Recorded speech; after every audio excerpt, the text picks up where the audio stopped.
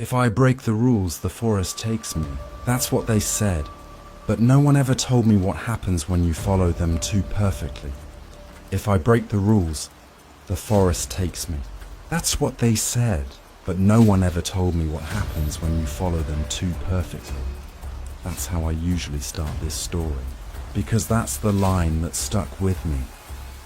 The one I still hear whispering through the trees when the wind slides across the lake. When I first got here, I didn't think much of it. Camp Ashwood, they called it. Just a handful of wooden cabins, a tool shed, and a crooked pier stretching into the fog. The kind of place parents sent their kids to make memories and come back with sunburns and mosquito bites. But the camp had been shut down for years. Something about safety violations and unexplained incidents. I got the caretaker job from an email. No interview, no signature, just a message with the subject line. Caretaker needed, Ashwood. Season ends when the lake freezes. The sender's name was Mr. D, but the weird thing? The email vanished from my inbox the next morning. Completely gone. Like it had never been there. When I arrived, there was no one to greet me. Just a key in an envelope nailed to the signpost at the entrance. I remember thinking, how do they even know I'm here? The first few hours were quiet. Too quiet. The kind of silence that eats at the edges of sound. Until you start hearing things that aren't there. Like breathing behind you, or footsteps syncing perfectly with your own. That night in the caretaker's cabin, I found the rules. They weren't printed like safety instructions. They were handwritten in thick, uneven strokes on yellowed paper that smelled like rain and iron. The top read, "Rules for the caretaker." There were 12 of them. Most were simple. Lock every cabin before sundown. Never stay in cabin 7. Do not enter the forest after dark. Ignore voices calling from the lake. But others were. Stranger. Always leave one lantern burning in the dining hall. If you see smoke from the chimney, do not investigate. If you find another copy of these rules, burn it. I laughed when I first read them, thought it was a prank, maybe an urban legend passed down from previous staff. But when I turned the page over, I saw my name written at the bottom, Eli, in my own handwriting, except I hadn't written it. I tried to explain that in my vlog later that night. Well, not vlog, exactly. Just record things for myself. Audio logs, mostly. Helps keep me sane out here. But when I played it back, there was a pause in the middle. An 8-second stretch of silence. And during that silence, I swear I heard something breathing right next to the mic. The days blended fast after that. Morning fog, cleaning, repairing fences, listening to the woods. The woods never stopped moving. You could feel them breathe, branches flexing, pine needles sighing. I told myself it was wind, but wind doesn't whisper your name. The first real sign something was off came on the 4th night. I was out by the pier, checking the locks on the canoes. The lake was flat, too flat. Not a ripple, not even from the wind. Then I saw it, a reflection in the water. Not mine, someone standing right behind me. When I turned around, there was no one there. I left the lights on that night, every single one. The next morning, when I went to make coffee, the rule sheet was gone from my desk. I thought maybe I'd misplaced it. Maybe I'd put it in one of the drawers. But when I opened the cabin door to step outside, I saw it nailed to the door frame. Fresh nails, wet ink, and one rule was different. Number 3 didn't read, "Do not enter the forest after dark" anymore. It said, "Do not let the forest see you." I didn't understand what that meant, not then. But all day I felt like something was watching me. From the tree line, from the cracks in the windows, even from my reflection in the lake. That evening, the power flickered. Once, twice. Then faintly, I heard children laughing near the shore. I remember freezing mid-step. The camp had been empty for years. There weren't supposed to be any children here, but I heard them. Soft giggles, splashing, a voice singing what sounded like a lullaby. I couldn't see them, just shadows moving across the mist. I called out, asked if anyone was there. The laughter stopped. Then something answered. A whisper, low, drawn out, "Eli, follow the rules." I dropped the flashlight. When I picked it up, the pier was empty again. The surface of the water rippled, like something had just sunk below it. I went back to the cabin, locked the door, and checked the rules again. There was a 13th line now, tiny, scrawled at the bottom in that same ink. 13. Do not talk to the children by the lake. I didn't write that. I swear I didn't. That night I tried to sleep. Every creak of the cabin made my pulse spike. Every gust of wind sounded like breathing. I remember checking the clock at 2:17 a.m., then blinking, and it was 4:03. My phone battery had drained to 0, even though it had been charging. When I stepped outside at dawn, something else had changed. The trees were closer. I don't mean it looked that way. I mean the tree line itself had shifted inward, surrounding the camp in a perfect ring. No paths left leading out. And on the cabin door, a new piece of paper fluttered beneath the first. Same ink, same hand. Welcome to Camp Ashwood, caretaker. Do not forget Rule 3. Only now, Rule 3 didn't say what it used to. It said, do not let them see you again. And that's when I realized someone else had written those rules before me. Or maybe it was me all along. They were laughing. I know that sounds normal, kids at a summer camp, but there wasn't a single child registered here this year. Not one, and yet they were there. I heard them. The first time I noticed it, I thought it was a trick of the wind. The lake was calm that morning, mist hovering over the water like a thin curtain. I was checking the canoe locks, humming a song I hadn't thought of in years when it happened. Laughter, high-pitched, unsteady, bouncing across the fog. Splashes in rhythm, almost musical. My skin prickled. There was no one there. The camp was empty. I told myself it's the echo, the fog. Your mind playing games. I stepped closer to the shore. The sand was wet, sticky under my boots, and then I saw them. Shoes, tiny, mud-caked sneakers, lined up perfectly at the water's edge. No socks, no children, just the shoes. I crouched down, touching one. Fresh mud clung to the sole. Fresh. Someone had been here recently. My pulse hammered. I grabbed my phone and called Mr. D. The line clicked, and then his calm, measured voice came through. Eli, there are no children registered this year. You must be imagining things. I laughed nervously. I'm not imagining it. There are shoes, footprints. Someone was here, I swear, he sighed. You know the rules, Eli. Do not interact with anything you're not supposed to. The camp is empty. Focus on your duties. I hung up, staring at the lake. The shoes were gone when I blinked. Just gone. No tracks in the mud either.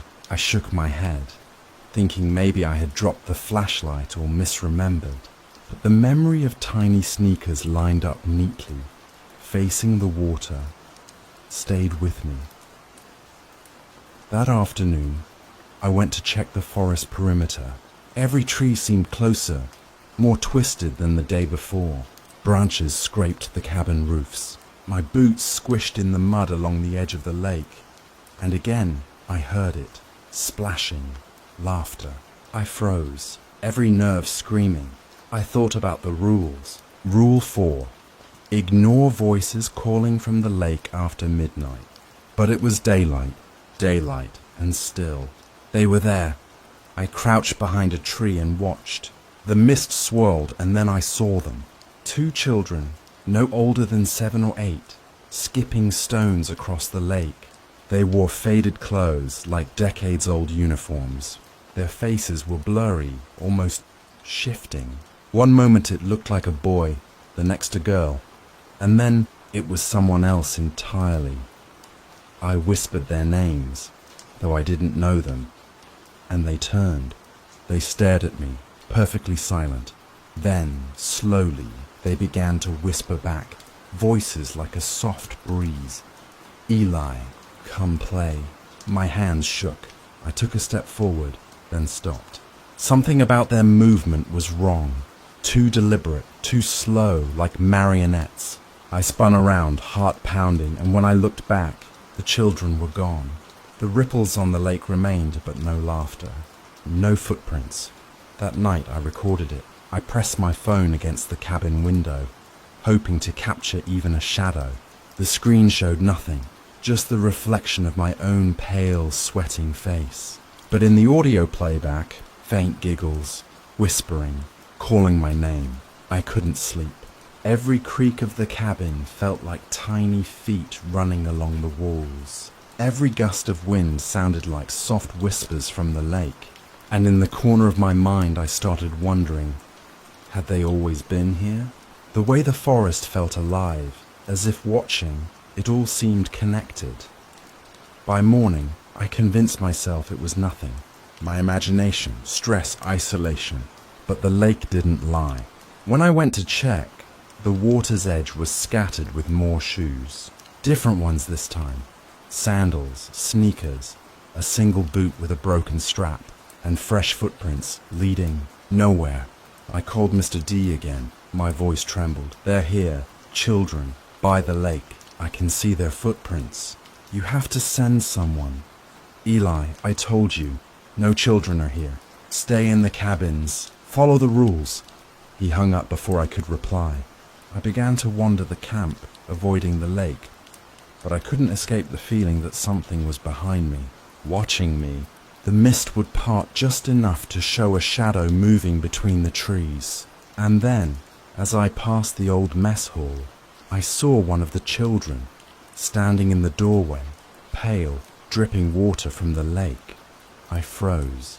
The child's eyes were too large, too dark, almost hollow. It tilted its head, smiling. A whisper floated through the air. "You see us now, Eli." I spun around. Empty hall, just the echo of laughter bouncing through the fog. Over the next few days, I would see them again, on the pier, skipping stones, in the woods, their small hands waving, shadows flitting across the cabins at dusk. They never spoke in full sentences, only fragments, riddles, names and warnings, rule, broken. Don't. Look, remember, I stopped trying to reason with it. I stopped trying to call Mr. D. I couldn't explain this. And part of me didn't want to, because the forest felt older than me, older than the camp. And the children, they weren't just children. That night, I finally understood. Rule 4. Ignore voices calling from the lake after midnight. They weren't calling for anyone else. They were calling me. And I knew deep down if I answered, there would be no going back. I wasn't supposed to go in. I knew it the second my fingers touched the doorknob. But the door, it was calling me. Whispering. Promising answers I didn't want, but needed. I had been following the rules, or at least pretending to. Avoiding the lake, ignoring the children, never stepping past the cabin's boundaries after sundown. It was exhausting, living in constant vigilance. But curiosity has a way of breaking even the strongest precautions. Cabin 7, the forbidden cabin. Every night it loomed across the field, windows dark, paint peeling, door always closed. The rules were crystal clear. Never enter cabin 7 after sundown. And yet there I was, standing in front of it, flashlight shaking in my hands, heart hammering like it would burst through my chest. The first time I tried to rationalize it, I told myself, maybe someone left something inside, maybe a stray animal, maybe a clue. But deep down I knew it wasn't rational. Not here. Not in Ashwood. The door was cold under my hand. The wood groaned when I turned the knob, a sound like bones cracking. I froze for a heartbeat, listening, straining against the forest's oppressive quiet. Then I stepped inside. The air was thick, damp, rotten. My flashlight barely pierced the shadows. The smell of old smoke and mildew burned my nose. And then I saw it. The walls, covered in writing. Names, dates, tiny sketches of eyes, hands reaching out, children laughing or crying, I couldn't tell. All of it was fresh, wet ink, moving slightly as though breathing. I stumbled backward, nearly dropping the flashlight. That's when I noticed the mirror, small, cracked, leaning against the wall. And I saw a face, not mine, or maybe mine, but wrong. The eyes too wide, too black. The lips stretched in a smile I didn't recognize. I blinked, and it changed. A child's face. No, two children. Shadows flickering across the reflection, laughing silently. Then one of them whispered, "You shouldn't be here." I swallowed hard. My knees shook, but I couldn't leave. I felt compelled. My own curiosity had become a leash.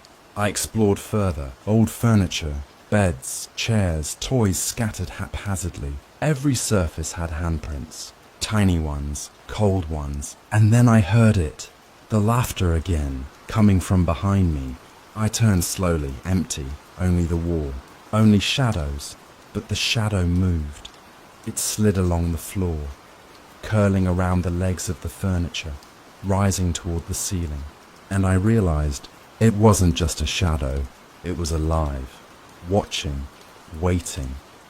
I tried to leave, but the door slammed shut behind me. No wind, no hands, just shut. Panic surged. I pounded the door, my flashlight swinging wildly. That's when I noticed the diary, old leather-bound, sitting on a desk. I opened it. The handwriting, my handwriting. Every entry was from years ago, describing the same experiences. The children, the rules, cabin 7. And then one line stopped me cold. The caretaker becomes the cabin. I staggered back. My flashlight illuminated something in the corner. A small figure, hunched, shivering, staring at me. A child. No, my reflection again, but wrong. The lips, the eyes, the smile. It was me, and yet it wasn't. "You broke the rule," it whispered. I tried to speak, but my throat was dry.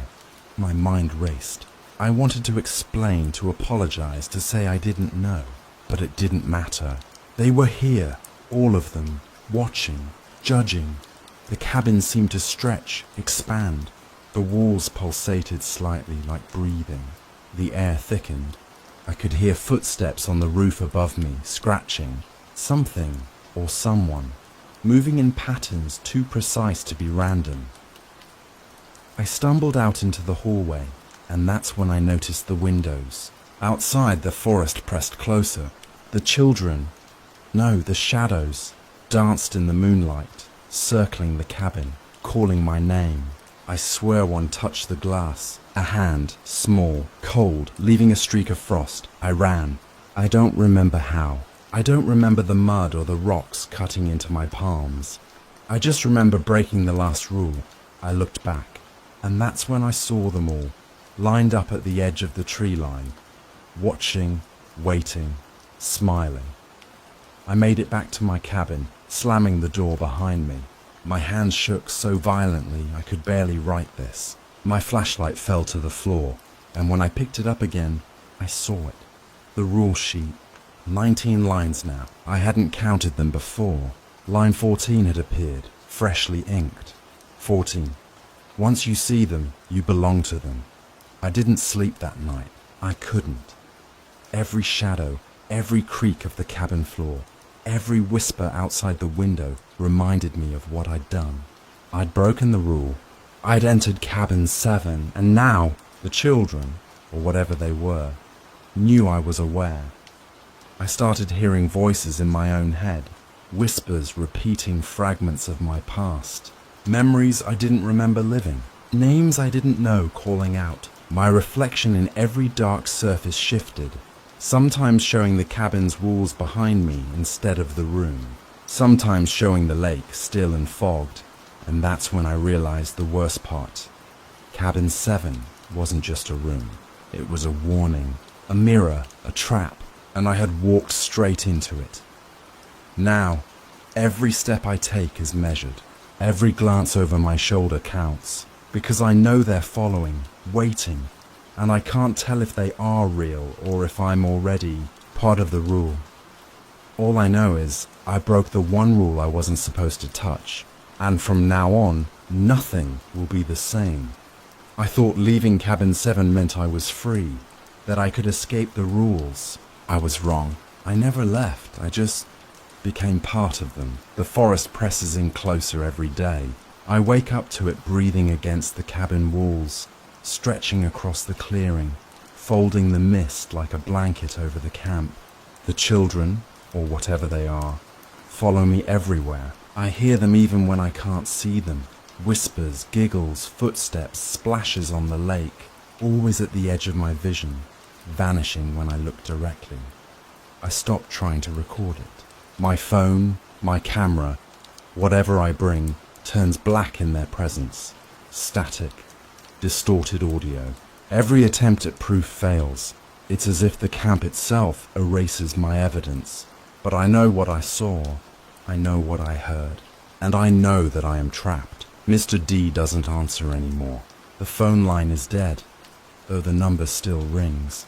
I've called it every hour, tried every device, all silence. Occasionally, when I pick up, I hear only a whisper, "Caretaker," and then the line goes dead.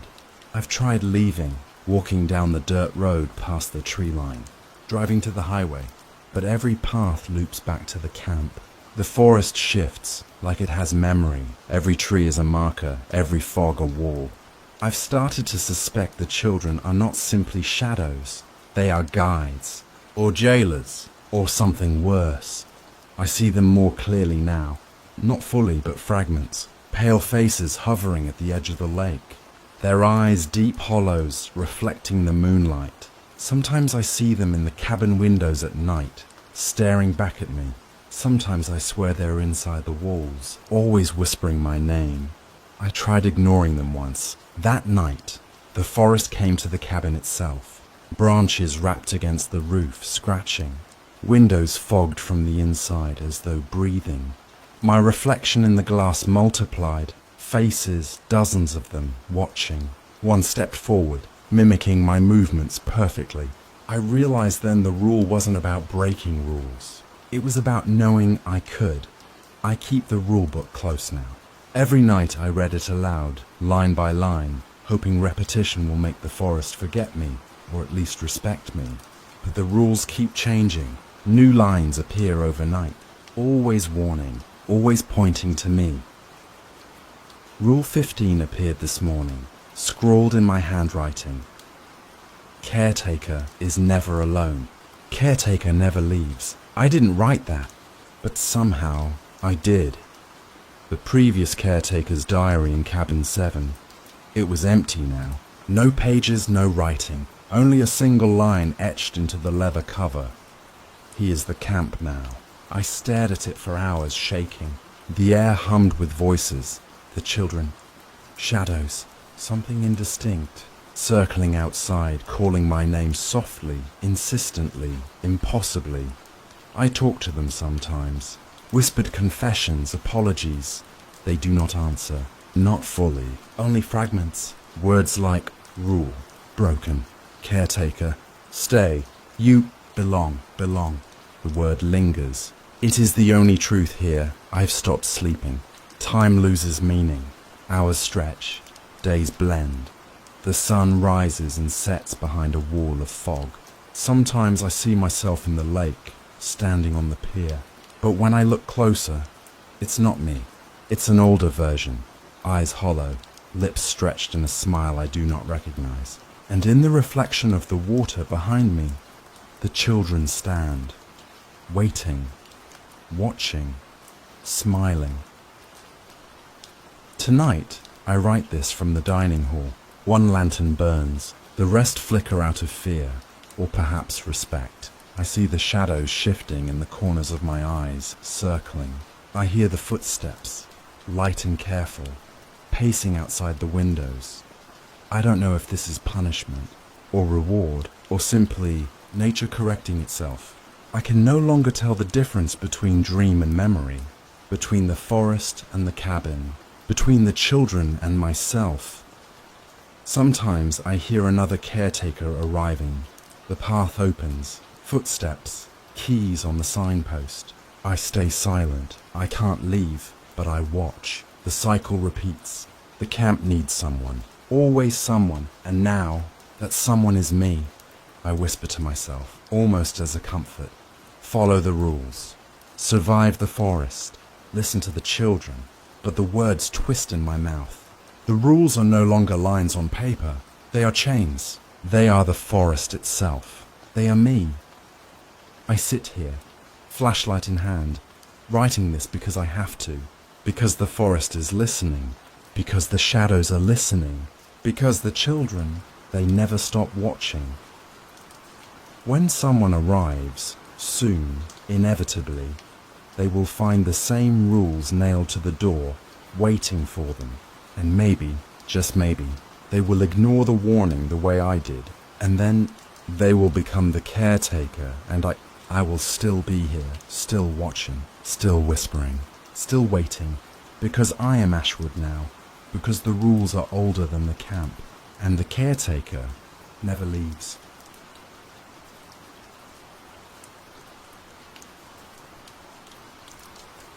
Story number 1. You ever had to follow rules that didn't make sense, but you followed them anyway, because deep down, you knew if you broke even one, something would come for you?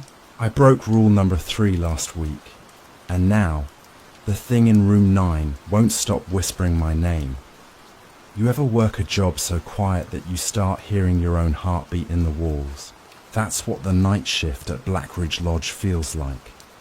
A heartbeat, slow and heavy, echoing through the wooden ribs of a building that should have died a long time ago. They told me the pay was good because of the isolation. No distractions, the manager Mara said during the interview. You'll just keep the fire going, log guest check-ins, and follow the rules. I thought she meant company policy. You know, no smoking inside, no pets, no parties. But when I arrived that first night, she handed me a yellowed sheet of paper, wrinkled from years of thumbtacks and nervous fingers. At the top, in red marker, it said, "Rules for the night clerk. Never look out the back window after midnight. If a guest arrives during a snowstorm, do not check them in. Never leave the lobby before dawn. If you hear knocking after 3 a.m., don't answer. It's not the guests. Keep the radio on channel 7. Always." I laughed. I really did. I thought maybe Mara was playing some local joke on the new guy. But her eyes didn't move when I laughed. They just stayed fixed on mine. Cold grey eyes. They're not jokes, Eli. The rules keep the lodge quiet. Quiet. That word stuck with me. The first 2 nights passed easy enough. Empty halls, the hum of the space heater, and the low crackle of the radio static on channel 7. The lodge sat halfway up a Colorado mountain, surrounded by pines so tall they blocked out the stars. There were only 6 rooms, each numbered in brass so tarnished it looked like dried blood. Most nights, all the keys hung neatly behind the desk, untouched. But that third night, the one I'm telling you about, something changed. It started around midnight. The power dipped, lights flickering like someone was breathing through the wires. I remember checking the clock, 12:03 a.m., and my eyes drifted to the back window, the one overlooking the frozen lake. The moonlight pressed through the glass in thin, fractured lines. I thought about the first rule. Never look out the back window after midnight. Of course, I looked. The snow was falling in that slow, heavy way where every flake seems to pause mid-air. The lake was just a sheet of ice, smooth as glass, but there was a shape, dark, unmoving, at the far end of the dock. I blinked, leaned closer. Gone. Probably a tree shadow, I told myself, or my reflection. Still, I pulled the curtains shut. Mara's voice crackled through the radio a minute later. "Everything all right, Eli?" "Yeah," I said, just the lights flickering again. "Don't open the back curtains after midnight," she replied, tone flat. I didn't. That was the first lie I told her. Hours crawled by. Around 2 the storm started. Snow hammering the windows, wind shrieking through the chimney. I made coffee, half listening to the static hum of Channel 7. Every so often, I thought I heard voices in it, like snippets of old conversations buried in the noise. Then came the bell. The small brass bell on the counter, the one no one had touched in days, rang once. A clear, sharp ding. I froze. I hadn't heard the front door open, no footsteps on the wood floor, just that sound. When I looked up, someone stood in the doorway. A man, mid-40s maybe, snow dripping from his coat, boots soaked, breath clouding the air. He didn't speak right away, just stared at me, blinking slowly, like he was remembering how to be human. "Car broke down," he said finally. "Can I get a room?" My first thought wasn't how did he get here, but rule number 2, never check in a guest during a snowstorm. The storm outside was violent now, whiteouts swallowing the porch light. "We're, closed for the season," I lied. "I'll pay cash." He reached into his coat, pulling out a thick, wet wad of bills. His hand shook slightly, or maybe it was mine. I looked toward the key rack. Every tag hung in place, except room 9. I could have sworn I saw it there earlier. I blinked and it was gone. "You sure we haven't met before?" I asked. "You always say that," he replied. That sentence shouldn't have chilled me like it did, but something about the way he said it, casual, like it wasn't the first time we'd had this conversation, made my throat go dry. Still, I gave him the form to fill out. Standard info. Name, address, phone number. He wrote something down, signed, and handed it back. When I looked, the ink was smeared, the name unreadable. Just a stain across the page, like someone had dragged a wet finger through it. The lights flickered again. When they came back, he was already walking down the hallway, boots echoing on the floorboards. I called after him. "Hey, you need a key." But he didn't stop, just turned the corner toward room 9. I stared at the guest book. My hand trembled as I flipped back a few pages. There were old names, travelers, hikers, couples, but none in the last 3 months. The last entry before his was dated December 10th. Mara's handwriting. I checked the date on the clock. December 10th. The pen slipped from my fingers. The air in the room felt too thick, like the walls were closing in. I turned to the radio, twisting the knob to clear the static. But all I heard was a faint whisper, my own voice, repeating, "You shouldn't have looked out the window." The coffee mug shattered in my hand. Somewhere down the hall, a door clicked shut.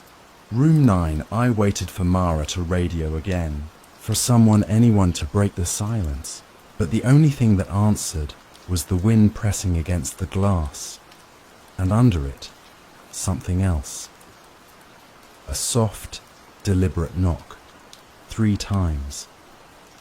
I didn't move, I didn't breathe, because the knocking wasn't coming from the front door. It was coming from behind me, from the back window I'd sworn to keep shut. I should never have checked him in. That's the first thing I want you to know. But I did. Because when someone stands there, soaked to the bone, eyes like hollowed out coins, holding a fistful of cash, the rules suddenly feel like suggestions. The storm outside had grown violent. Snow whipped against the lodge windows with a sound like nails on a coffin lid. The wind howled down the chimney, rattling the radiator pipes, and somewhere a branch scraped against the roof. I could barely see the front steps through the blizzard, and yet he appeared as if the snow itself had delivered him, shadowed and dripping, leaning on the doorframe like he belonged there. "Car broke down," he said. "I can't leave," he added, almost as an afterthought. When I asked for ID, he shook his head, eyes darting past me, over my shoulder, like he expected someone, to be standing there. He insisted on paying cash, thick bills wet and heavy in my hands. The ink was smudged, almost illegible, and yet he smiled at me as if the transaction didn't matter. I handed him the key to room 9. As soon as he took it, he walked down the hall. His boots echoed against the polished wooden floors, though the hallway was otherwise empty. I double-checked the key rack. Room 9's tag was gone. He was already inside. Then the power cut out. Everything went black for a heartbeat. I swore I heard the faintest click, like a door closing, though the lodge was silent. The emergency lights flickered on, casting long, twisting shadows that seemed to crawl along the walls. And then I saw it, a silhouette under my office door.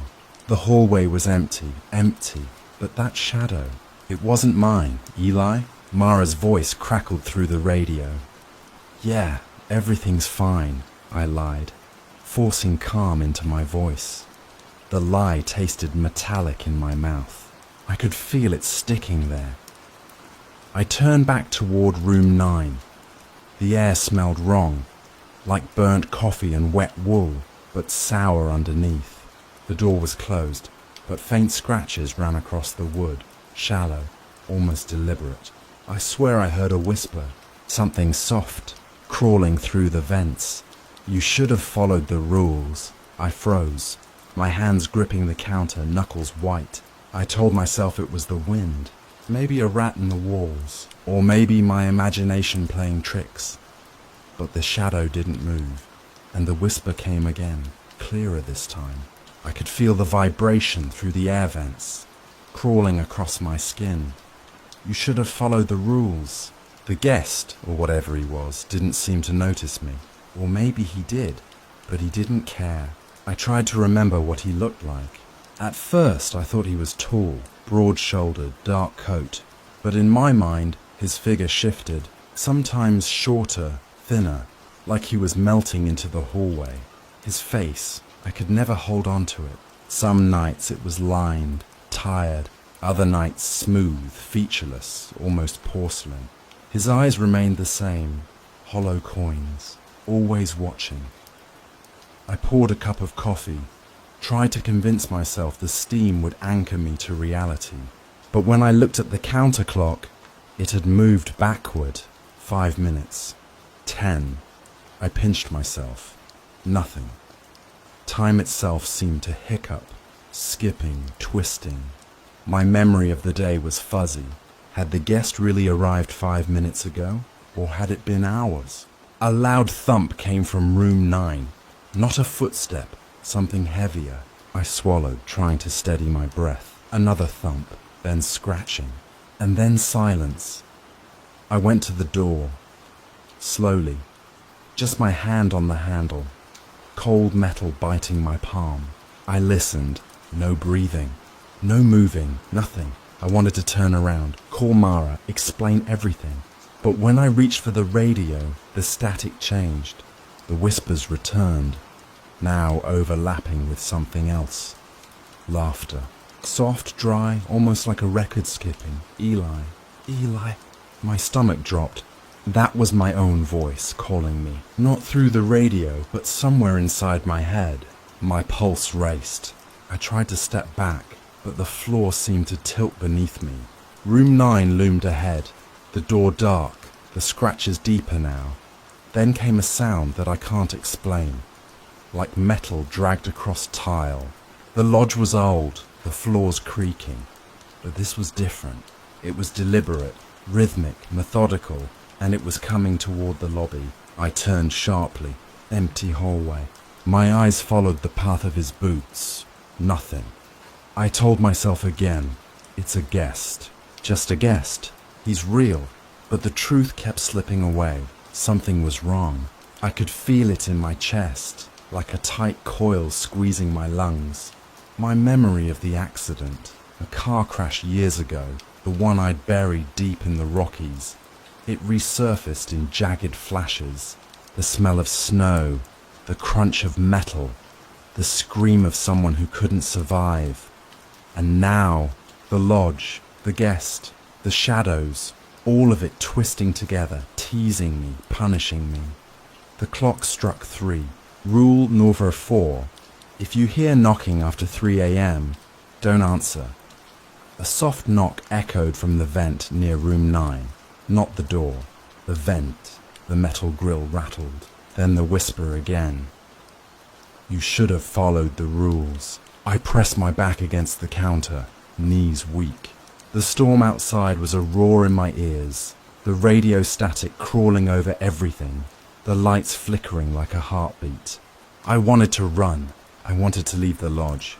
But Rule No. 3 whispered in my mind, never leave before dawn. And so I waited, hands trembling, watching the shadows twist and writhe under the office door, listening to the guests' boots walking silently down a hallway that had no one in it.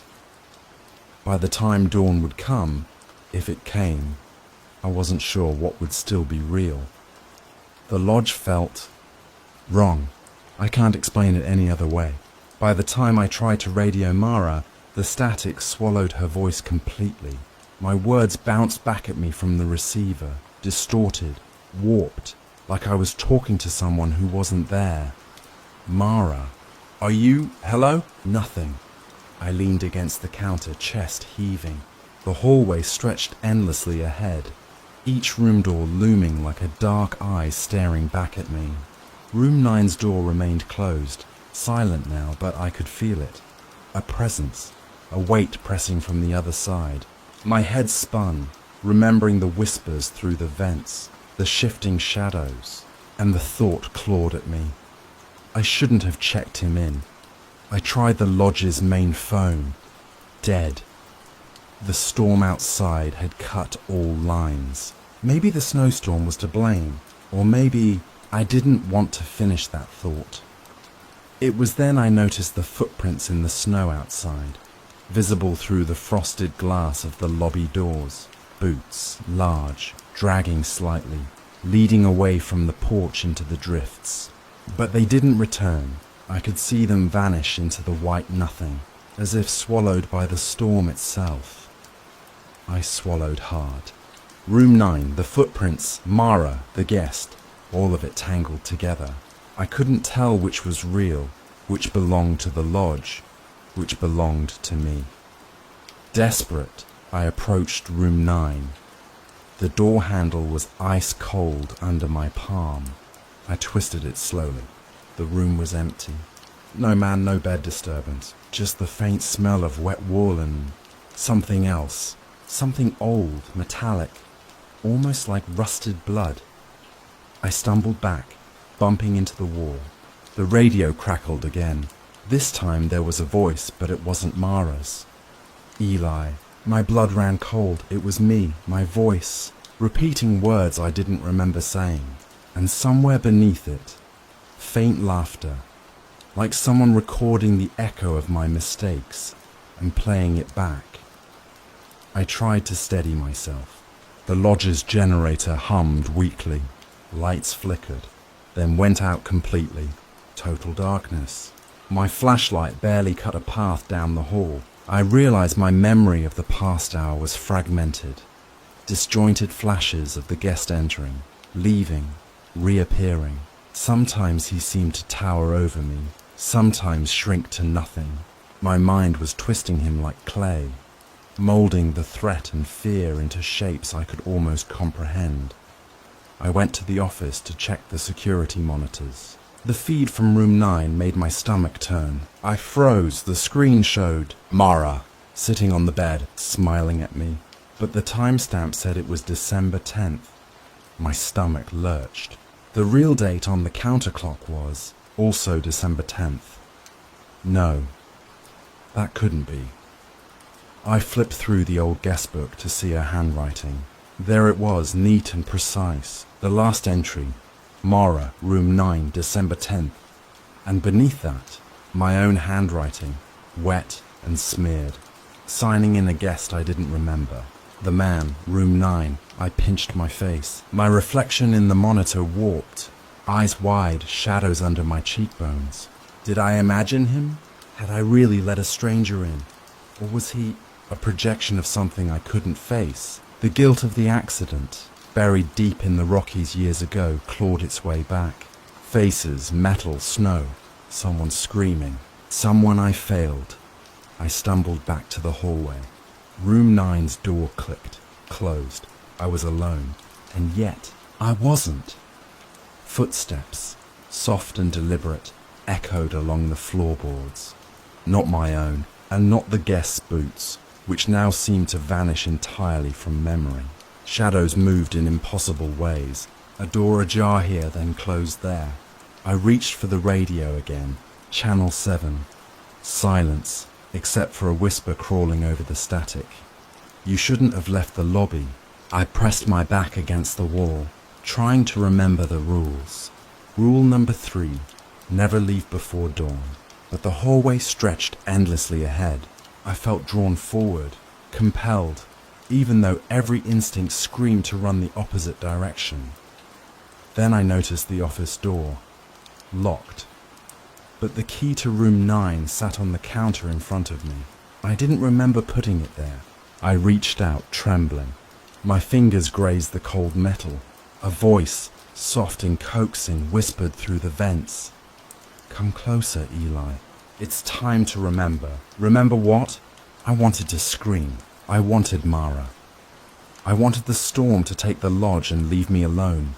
But my feet moved on their own, toward the office, toward the room I didn't want to face. The wind howled outside, rattling the windows. Snow beat against the walls. And inside the silence grew heavier, pressing in on me like water filling a glass. Room 9, Mara, the guest, my accident, all of it blending into one. A seamless, suffocating loop I couldn't break. I reached the office door. I turned the knob. Cold metal. My hand shook. And then I realized the door wasn't supposed to be locked. At least, not according to the rules I'd memorized. I pushed it open. The office was empty. Papers scattered. Coffee cup overturned. The monitor screens flickered. Static screaming across every feed. And then on one screen, I saw him, the guest. Or was it Mara? Or was it me? Standing behind the counter, staring at the door, smiling. I couldn't move. I couldn't breathe. And then, a soft click behind me.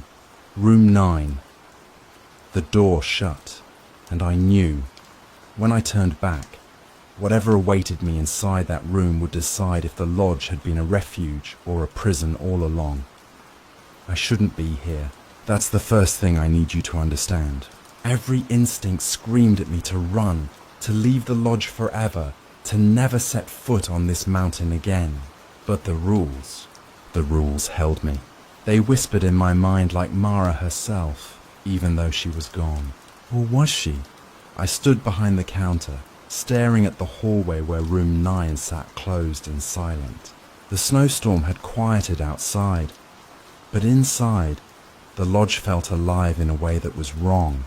The walls breathing, the floors creaking, shadows twisting like smoke. I could still hear whispers through the vents. You should have followed the rules.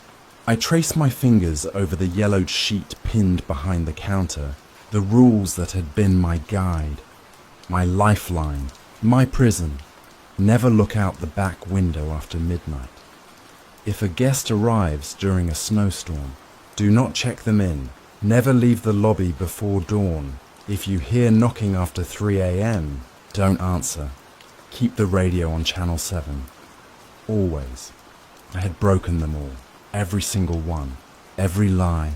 Every defiance. Every moment I'd tried to assert control over this place had brought me here.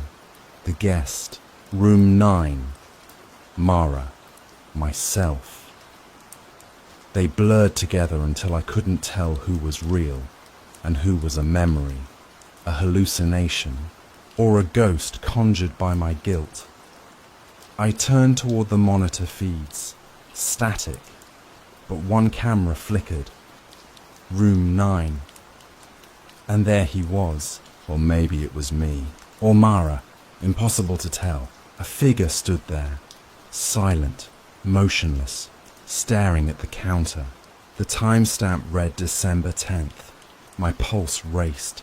My own hands were visible in the reflection, shaking, but the figure in the room moved in ways I couldn't control. I swallowed. My memory of the night, the guest arriving, the footprints, the whispering vents. It collapsed like snow on a roof. Pieces slid, twisted, shifted. Had I imagined him, or had I imagined myself? My memory of the car accident years ago, someone screaming, metal crunching. It bled into the lodge, into the guest, into Mara. The lodge wasn't just a building. It was a memory, a trap, a mirror. I moved toward room 9. The hallway stretched longer than it should have, warped by something I couldn't name. My flashlight cut a thin line through darkness, shaking with my hands. I reached the door, cold metal handle. I hesitated, one step forward, and whatever waited inside would see me. Maybe it already had. I opened the door, empty, or so it seemed. The bed was unmade, sheets twisted. Snow had tracked in, though the storm had long died down outside. A chair had tipped over, and in the corner, almost blending with the shadows, a figure crouched. Not moving, not breathing, watching, waiting. Eli. The voice came from the vents, the hallway, inside my head. My own voice, Mara's voice. Something older, deeper. I couldn't separate them. I realized then the truth. Room 9 had never been a room for guests. It was a room for me. My guilt, my failures, my memory of that car crash, of the person I couldn't save. All of it stored here, waiting for me to break the rules, waiting for me to acknowledge it. I stepped inside fully. My flashlight trembled in my grip. Shadows moved independently of the light. The figure in the corner rose slowly, stretching impossibly, bending time and space around it. I recognized myself in it, or maybe Mara, or the guest, a twisted reflection of all the fear I'd ignored. I backed away, heart hammering. My hand hit the desk. The radio flickered to life on channel 7. Static. Then a whisper. At sunrise, you either leave or you stay forever. I pressed my face to the window. Dawn. Pale, grey light seeping through the frost. The world outside seemed normal. Snow blanketed the earth, but inside, the lodge was alive, breathing, twisting, remembering. I knew the choice wasn't really mine. Staying meant confronting everything. The accident, the guest, Mara, the whispers, the rules. Leaving meant leaving myself behind. I turned back to the counter. On it lay the guest book. My hands shook as I opened it. Names smeared, dates shifting. December 10th repeated endlessly. And there, written clearly, was my own signature. The guest. Room 9. The check-in that shouldn't have happened. I had made him real. Or he had made me. I couldn't tell anymore. The door clicked. Room 9. The floorboards creaked. I couldn't move. The figure stepped into the hallway, melting into the shadows. My pulse stopped. Time stretched. I could feel every heartbeat echoing through the lodge. I whispered, almost to myself, almost to the lodge, almost to whoever was watching. If anyone new comes here, tell them to follow the rules. They'll keep you alive, or at least keep you from remembering what you did.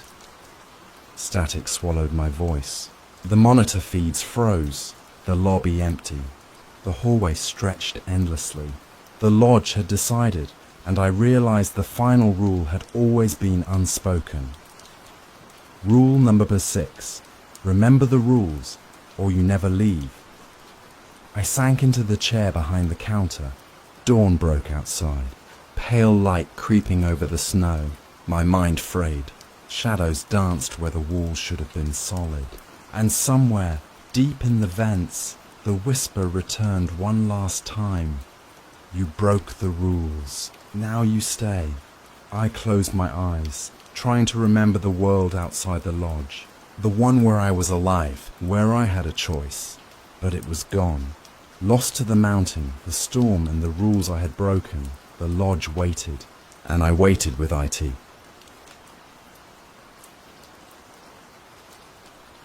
Story number 3.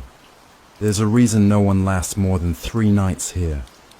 The cameras don't show everything. And the mirrors, they show too much.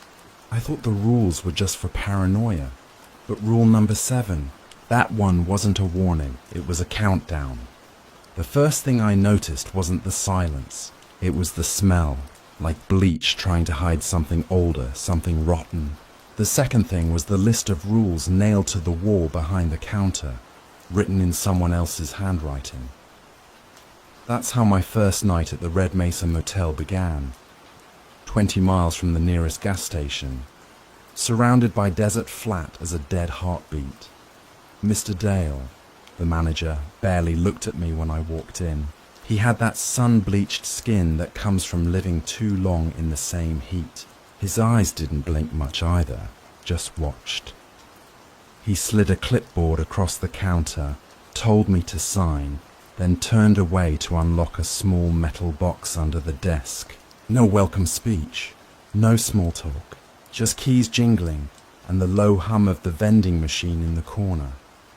Night shifts are quiet, he said finally, handing me a ring of keys and a flashlight that felt older than I was. Just make sure you follow the rules. I laughed. Rules like no smoking in the rooms? He didn't laugh back. He just nodded toward the yellowing sheet of paper taped crookedly to the wall. I thought it was a joke at first, some tourist prop, but the paper was wrinkled, brittle. The ink had faded, except for one line that looked freshly written in darker pen. The list read, "Lock the front doors after 11 p.m. Do not open them again until sunrise. If the phone rings more than once, do not answer it, never, under any circumstance. Enter room 6. Do not check the security cameras between 3 or 3:15 a.m. If you hear knocking, ignore it. Don't talk to anyone who asks about the last guard. Always keep the lobby lights on." I remember smirking. "You serious?" Mr. Dale didn't answer. He just picked up the clipboard I'd signed and slipped it into the box. "The last guy didn't follow them," he said, almost to himself. Then he walked out the front door, leaving me alone with the humming lights and the rules. That's when I realized something odd. He hadn't told me when my shift ended. The night crawled by like tar. I sat in the office chair, spinning slightly, watching the monitors flicker. 5 camera feeds, lobby, hallway, parking lot, stairwell, and a fixed shot outside facing the neon vacancy sign. Nothing happened for hours. Just wind pushing sand against the glass, the buzzing of the lights, and the slow tick of the clock above the doorway. I kept thinking about the rules, especially number 4. Why that exact window of time, 3 jazz to 3:15? I told myself it was just superstition, a scare tactic to keep rookies awake. I'd worked night security before, malls, storage units, even a hospital once. People loved making up ghost stories to keep themselves entertained. Still, I couldn't stop glancing at the clock. 45. 2:51. 2:59. The second hand moved slower than usual, like the battery was dying. I leaned back, crossed my arms, and forced myself not to look at the screens. "Don't check the cameras," I muttered, mimicking Dale's gravel voice. "Yeah, sure thing, boss." Then the monitor in the corner flickered. Just static at first. Thin white lines crawling across black. Then a flash of light, like lightning. Even though the desert outside was clear, the image stabilized on the feed from the hallway. Someone was standing there. At first, I thought it was a guest who'd gotten lost, but the figure wasn't moving. They were just standing, facing the camera. Room 6's door behind them. I told myself it was a glitch. Cameras did that sometimes.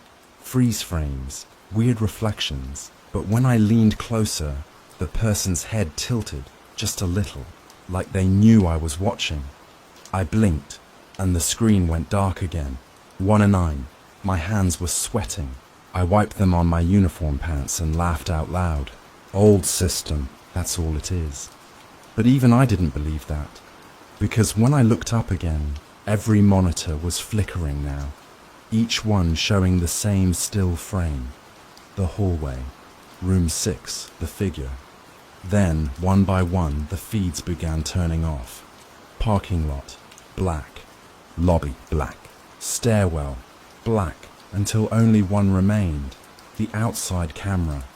And on that feed, through the neon reflection, I saw someone standing behind me in the lobby. I spun around. Nothing. Just my own shadow stretching across the counter. I swear I could hear breathing, though. Too close to be mine. A slow, raspy inhale that seemed to echo from the wall itself. I grabbed the flashlight and aimed it at the rules. My heart was hammering so loud I thought the bulb might explode from the vibration. The paper fluttered, though there was no wind. I took a step closer. There was something new scribbled underneath the last line. "Do not watch them watch you." I didn't remember that being there before. Then the lights flickered once, twice, and went out. The hum died. The motel fell silent. For a few seconds, I stood in the dark, gripping the flashlight, trying to breathe quietly. When the emergency lights blinked back on, the monitors glowed again. The hallway feed was live. Room 6's door was open now, and the figure, the one who'd been standing there, was gone. I stepped closer to the screen. My voice was shaking when I said, "Mr. Dale? Is someone here?" No answer. Then, slowly, the camera tilted downward on its own, like someone was adjusting it from the other end.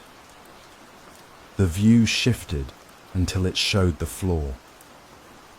A pair of footprints, wet, dark, leading away from room 6, right toward the lobby. I looked down. The same prints were on the tile beneath my feet, and before I could move, the monitor flickered once more and froze on a new image. Room 6, door wide open, empty bed, and a single word scratched across the wall in what looked like rust or blood. "Welcome back." I swore I wasn't imagining it, but then again, I couldn't trust my own eyes anymore. There he was, again, standing at the end of the hall, perfectly still, staring straight at me, as if the walls themselves had made him permanent. It started the morning after my first night shift.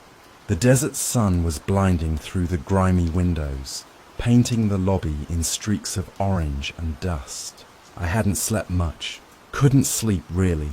My mind kept replaying the hallway feed from 3:12 a.m., the figure in room 6. My palms itched every time I thought about it. I tried to tell myself I was overreacting, that I was tired, maybe even hallucinating. Security jobs are lonely after all.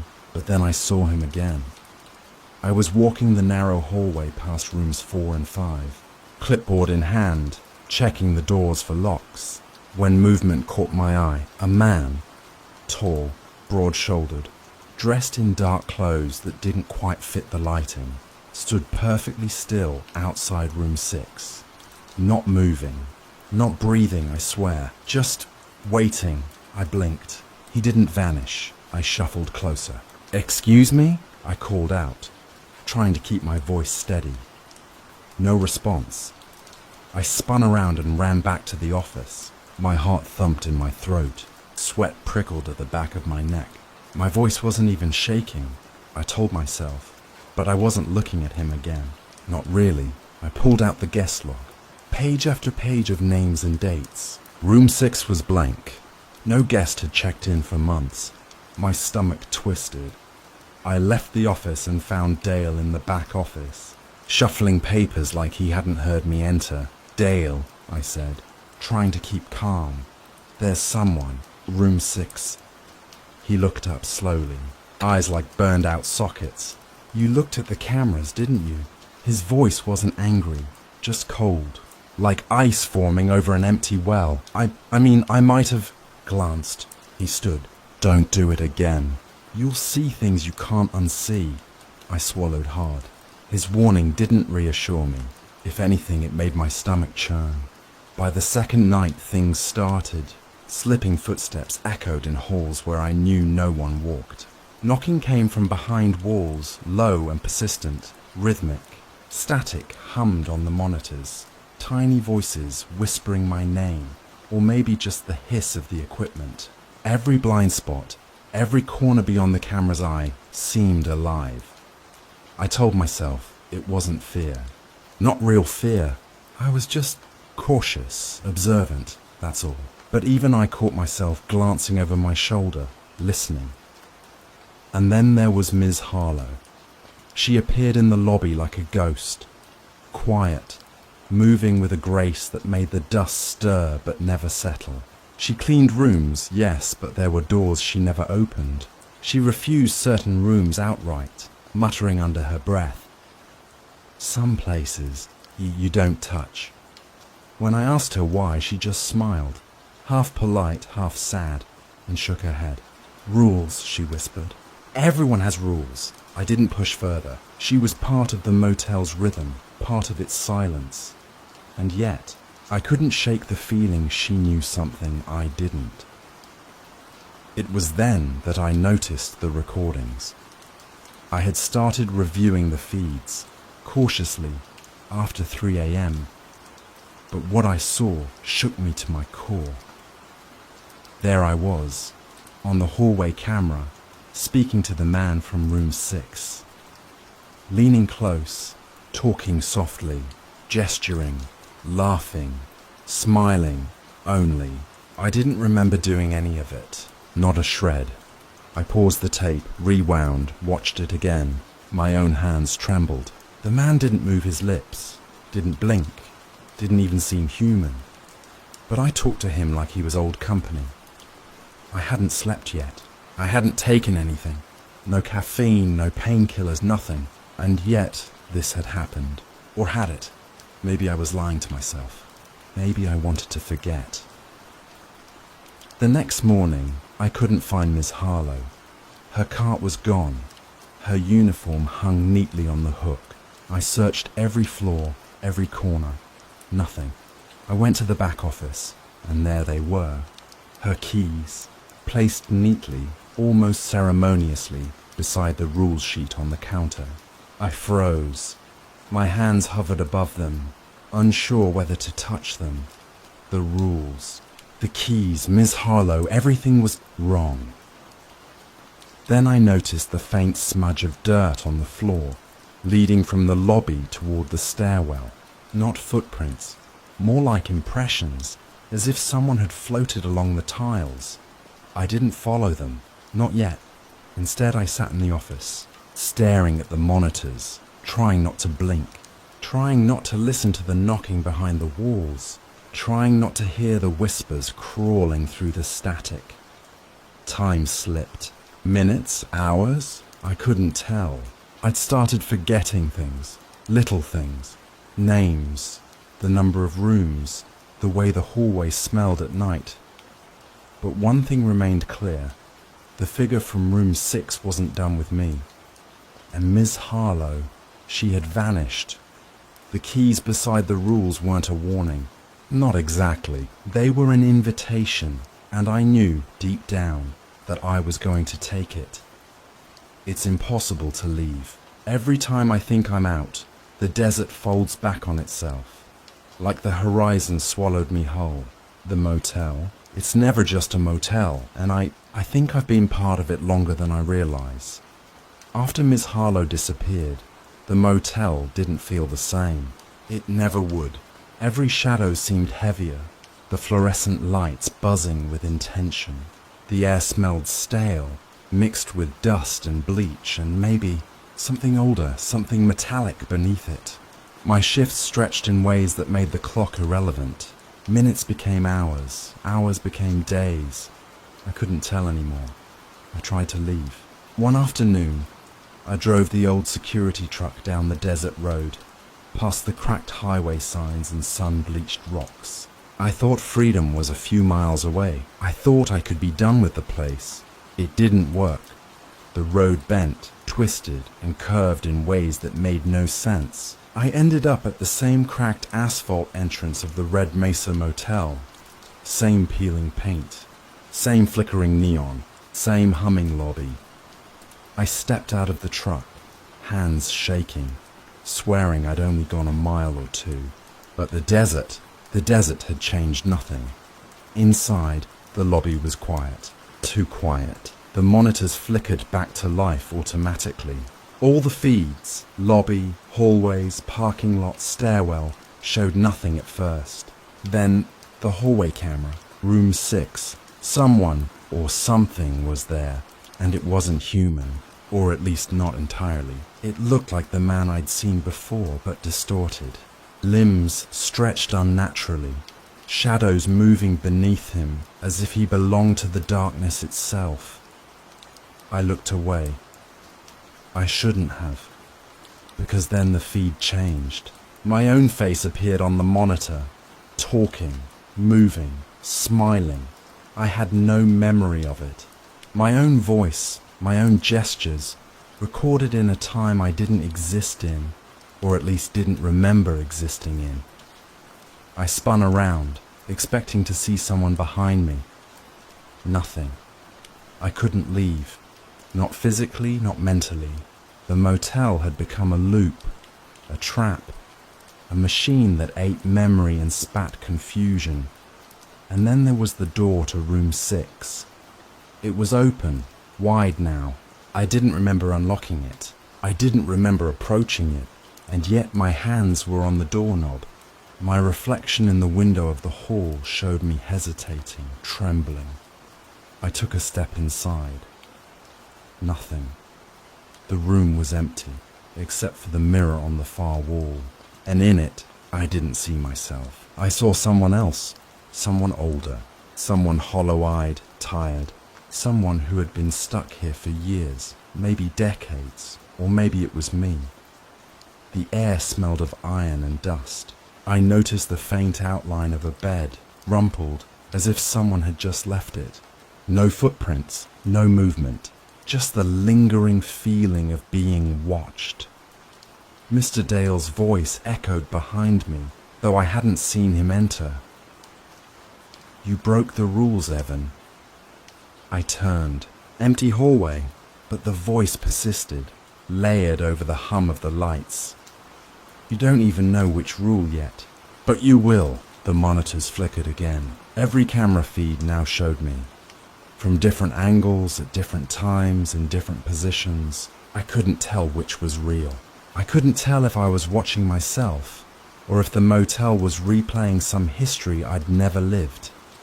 I stumbled back, feeling the walls bend around me, floors stretching, ceilings dipping. Time itself seemed to coil like a snake. I remembered the rules. Each one I'd broken, or thought I'd broken, was a thread unraveling the world around me. And the whispers. They came from the monitors, from the walls, from the floor beneath my feet. Soft at first, teasing, then louder, voices overlapping, layering. Some sounded like Mr. Dale. Some sounded like me.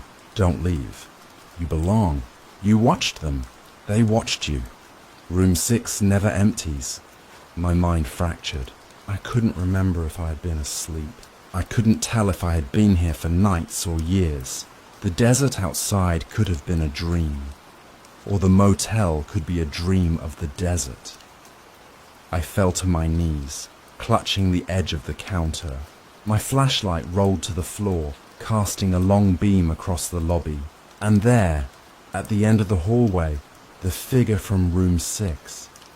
Not just standing, moving, slowly, deliberately, approaching. I tried to run. My legs felt heavy, like wading through molasses. The hallway stretched endlessly before me, bending, looping back. I realized then I had no escape. The motel didn't allow it. The man, or whatever it was, stopped and tilted his head. A faint smile, impossibly wide. Then he vanished. I stood frozen, listening to my own ragged breathing.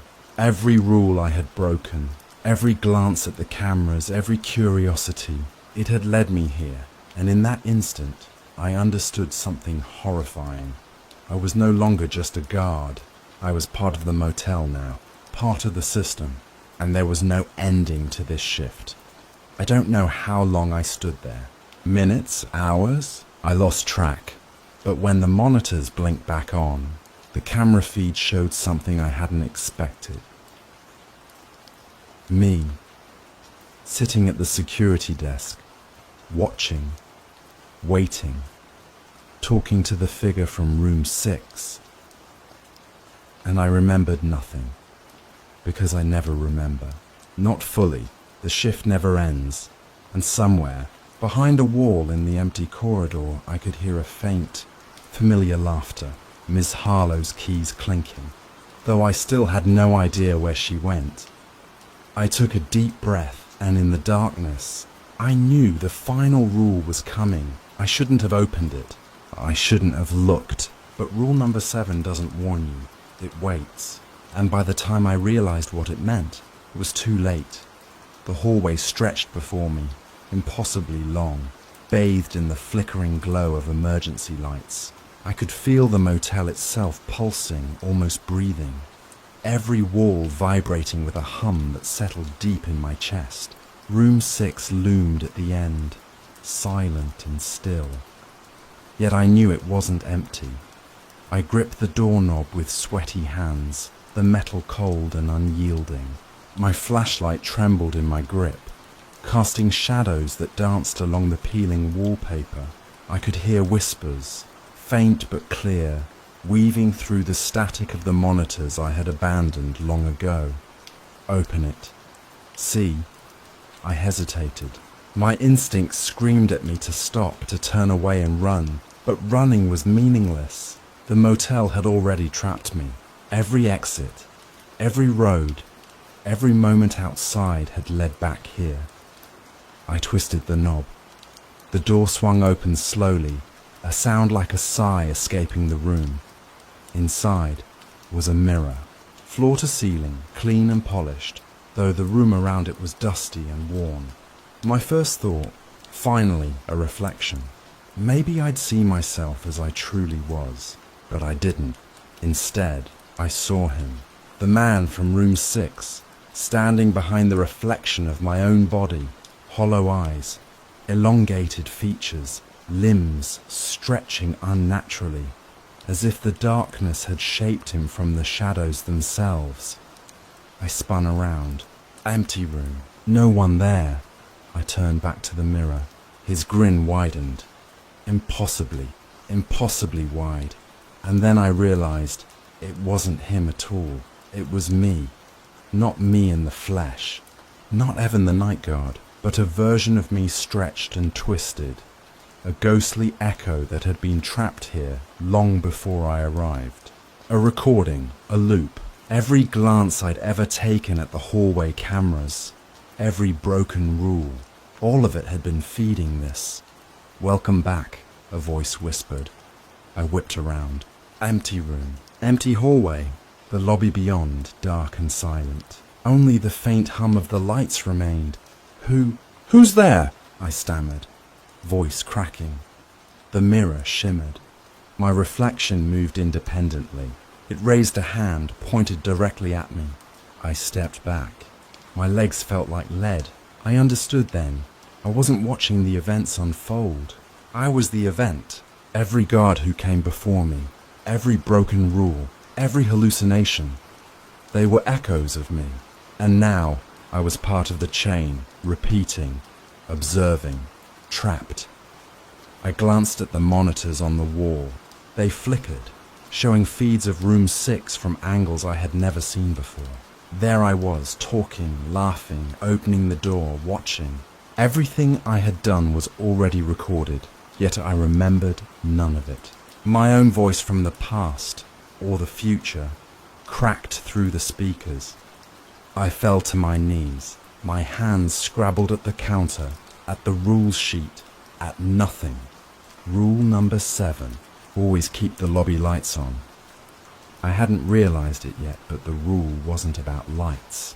It was about presence, about continuity, about making sure the next version of me, the next guard, would see, would watch, would break the rules, would become part of the loop.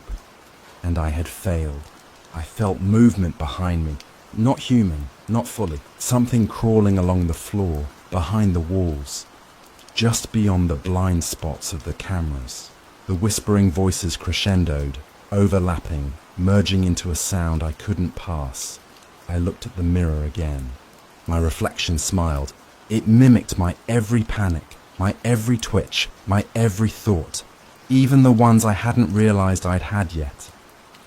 The figure raised a hand, pointed, and in the reflection the words appeared, etched across the glass.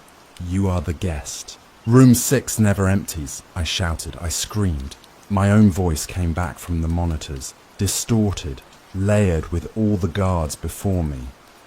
I ran, or at least I thought I did. The hallway stretched impossibly long, looping, folding back on itself. Every turn brought me back to the same point. The lobby, the monitors, the rules, the mirror. I dropped to the floor, clutching my head. My breathing was ragged. I didn't know if I was awake or part of the recording. My thoughts felt borrowed. My memories weren't mine. And then silence. Except for one thing, the faint sound of keys clinking. Ms. Harlowe's keys, placed neatly beside the rules sheet. I understood now. The cycle continued. The next guard would come. They would see the monitors. They would see room 6. They would break the rules. And the motel would feed again. I pressed my face to the mirror. My reflection stared back, wide-eyed, hollow, smiling. I was no longer Evan, not entirely. I had become the watcher, part of the motel, part of the rules, part of room 6. And somewhere behind the walls I could hear the faint, cold laughter of the ones who had come before me. I whispered, but only to the mirror. If you're still watching, please follow the rules. Don't look at the screen after 3 sound. The lights flickered. The hum faded. The monitor went black, and I waited. Story number 3. They said the light must never go out, but no one told me what happens when it shines on me. When my uncle died, he left me his lighthouse on the Oregon coast. Everyone said it was a blessing. I thought so too, until I found the journal. The one that lists the rules. And I've already broken 2.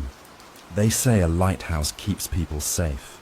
But when I first saw mine, I swear it was watching me back. That's how it started. A simple trip to the Oregon coast. 3 hours of winding roads. Rain slicing across my windshield.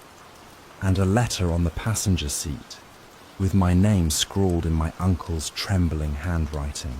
To Eli. The light is yours now. I hadn't seen Uncle Thomas in nearly a decade. Last I heard, he'd gone off the grid. My mum said the lighthouse kept him sane. The neighbours said it did the opposite. I didn't believe either of them. Not until I parked at the edge of that cliff and felt the ground hum beneath my feet. like the earth itself was warning me not to go closer. The lighthouse rose above the fog like a white, blind eye, paint peeling, rust streaking down the railings, windows clouded by salt. It should have looked dead, but the lamp, God, the lamp was glowing, faintly pulsing, even though no one had touched it in months. Inside, the air smelled like oil and seawater. Dust motes floated in the beam that seeped through the cracked door. Everything looked paused. The chair at the table still pulled out, a mug with dried coffee by the sink, a jacket hanging on the wall, like Thomas just stepped out for a minute and never came back. I told myself I wasn't scared. That's what you do when you're alone in a place that feels alive. You lie to yourself until you start to believe it. I unpacked the essentials, my duffel bag, a flashlight, a bottle of cheap whiskey. The keeper's quarters were small, barely enough room for a bed, desk, and that damn lamp that wouldn't stop flickering. I tried to ignore the sound at first, the low rhythmic click, click, click like gears shifting above my head, the beacon turning, even though the power had been cut off for years. That's when I found the journal. It was on the desk, bound in cracked leather, the spine worn smooth from use. Across the cover, in Thomas's neat handwriting, rules for the keeper. At first, I thought it was some kind of nautical manual, something boring about fuel maintenance or schedules. But no, it was a list, a strange one. Keep the light burning. Never leave the door unlocked after sunset. Never look directly at the light after midnight. If the foghorn sounds twice, stay inside. When you hear footsteps on the stairs, do not answer. I laughed, out loud even, because what kind of man writes rules like these? Thomas must have lost his mind before he died. The floorboards creaked as I walked up the spiral staircase to the lantern room. The air got colder with each step, and that faint humming grew sharper, almost electrical. I reached the top, expecting to see dust and cobwebs. Instead, the glass was spotless. The brass reflected my flashlight like a mirror, and there, in the reflection, I thought I saw someone behind me, just for a second, a shadow in the fogged glass, tall, shoulders hunched, motionless. When I turned, no one was there, just the beam, cutting across the sea in slow, steady arcs. I tried the switchboard out of habit. No power. The wires were ripped, frayed like something had chewed through them. Yet the lamp still turned. I remember whispering, "How?" That was my first mistake, talking to it. I came back down to the kitchen, poured a drink, and read the journal again. It felt wrong to touch it. The pages were damp, but not from moisture, almost warm, like skin. My uncle's handwriting grew messier toward the end, slanting upward as if he'd written in a panic. The light is not for them, it's for me. It remembers what I did. I closed the book. My reflection in the window looked pale, hollow-eyed. I hadn't slept in nearly 30 hours. The ocean roared below, constant and merciless. Maybe I was imagining things. Maybe grief was playing tricks on me. But the light wouldn't stop. Midnight came quietly. I was lying in bed, counting the seconds between the beam's rotations. 4, maybe 5. Each time it passed, my room brightened, then dimmed. I couldn't stop watching the glow crawl across the ceiling. Never look directly at the light after midnight. That rule looped in my head until I couldn't resist. Curiosity always wins, doesn't it? I got up, barefoot, the floor cold beneath me, climbed halfway up the stairs, just enough to see through the glass slit of the lantern room. The beam swept across the fog like a blade of white fire. It moved slower than before, dragging through the mist, and then it paused, stopped mid-rotation, aimed straight at me. The air turned thick. The light grew, too bright, too white, and for a moment I thought I saw something inside it. Shapes, Faces, hundreds of them, all turning in unison, all staring down, then darkness. I woke on the floor, my watch reading 3:17 a.m. My eyes burned. The foghorn wailed once, then again. 2 long, low notes that shook the windows. I stumbled to the window, pulled the curtain aside, and froze. At the edge of the cliff, where the beam had last shone, stood a figure, barefoot, still, facing the lighthouse. I tried to tell myself it was a trick of the fog, that maybe someone from the village wandered up here, but the nearest town was 5 miles away, and the tide was high. No one could have made it through the rocks. I blinked. The figure was gone. The journal lay open on the desk behind me. I swear I hadn't touched it, but a new line was written beneath the 5th rule. Fresh ink, still glistening. You've already looked. The light sees you now. The beam started moving again, sweeping the horizon like nothing had happened. I didn't sleep after that. I just sat there, waiting for the dawn that never seemed to come, listening to the sea breathing outside and the slow, endless turn of the light that never sleeps. And somewhere in the fog, I thought I heard someone whisper my name. The fog doesn't just hide things. Sometimes it brings them to you. That's what I told myself the first night I heard the footsteps. Soft, deliberate taps echoing on the metal staircase, then silence. I froze every time, heart hammering, waiting for the next step. Only there never was one. Or maybe there was. I can't remember clearly anymore. That's part of the problem with this place. You start losing time, hours slipping into each other, like water through your fingers. I had locked every door, double-checked the windows, even wedged the spiral staircase shut at the top. Yet every night those steps came.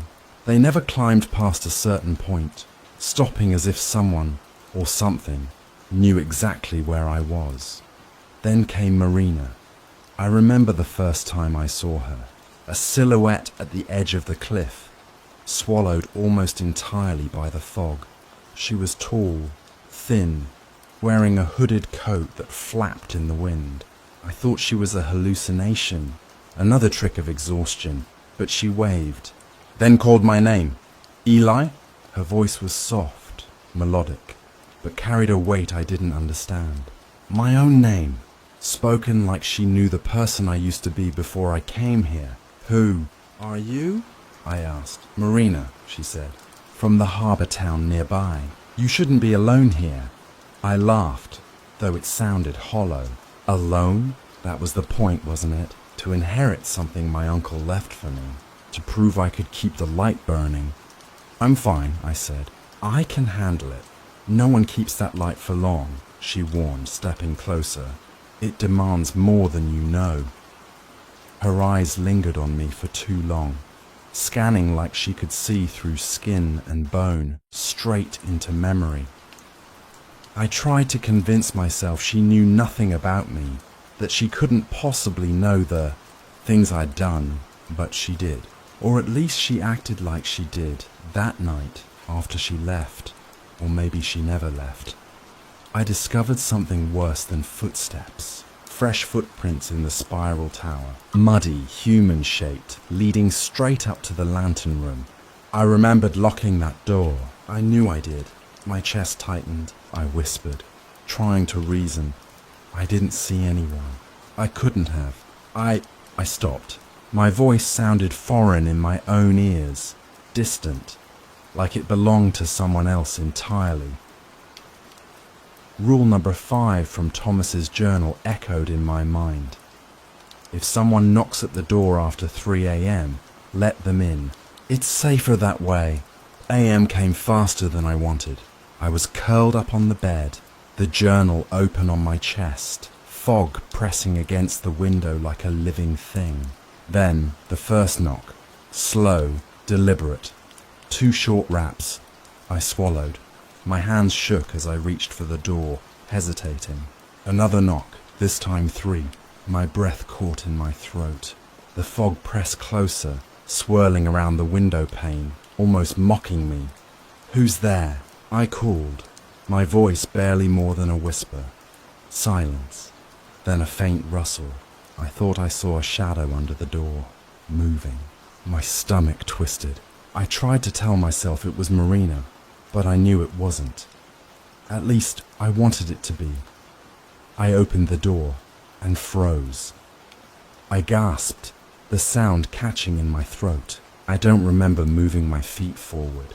I don't remember stepping outside, but the fog was thick, swirling around me like smoke. I squinted, trying to make out a figure. Something stood there, tall, still, barely breathing. I swear it wasn't human, and yet it was. Or maybe it was human, and I just didn't recognize it anymore. I wanted to scream. I wanted to run, but my legs felt like stone. I blinked, and it was gone. The fog shifted. The beam of the lighthouse cut through it, trembling like a live thing. I turned back inside. The journal lay on the floor. I had no memory of dropping it, and the pages had been rearranged. Her handwriting, or what looked like it, appeared in the margins. "He sees what you hide. Don't trust the steps." I rubbed my eyes. I told myself I was imagining things. Sleep deprivation, isolation, grief, a guilty mind. That's all.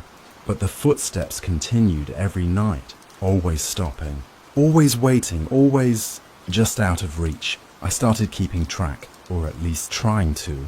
I would write down the knocks, the steps, the shadows, but often when I looked back, the pages were blank. My own handwriting would vanish, like it had never existed. Marina's visit replayed in my mind endlessly. Every word she said felt like a warning, but also like a trick. I couldn't remember if she had told me the truth, or if I had added my own fears to her voice. I thought about Thomas, about the rules, about the journal, and about the man, or thing, outside my door. I realized the light didn't just shine on the sea, it shone into the fog, and in that fog, sometimes, something stared back.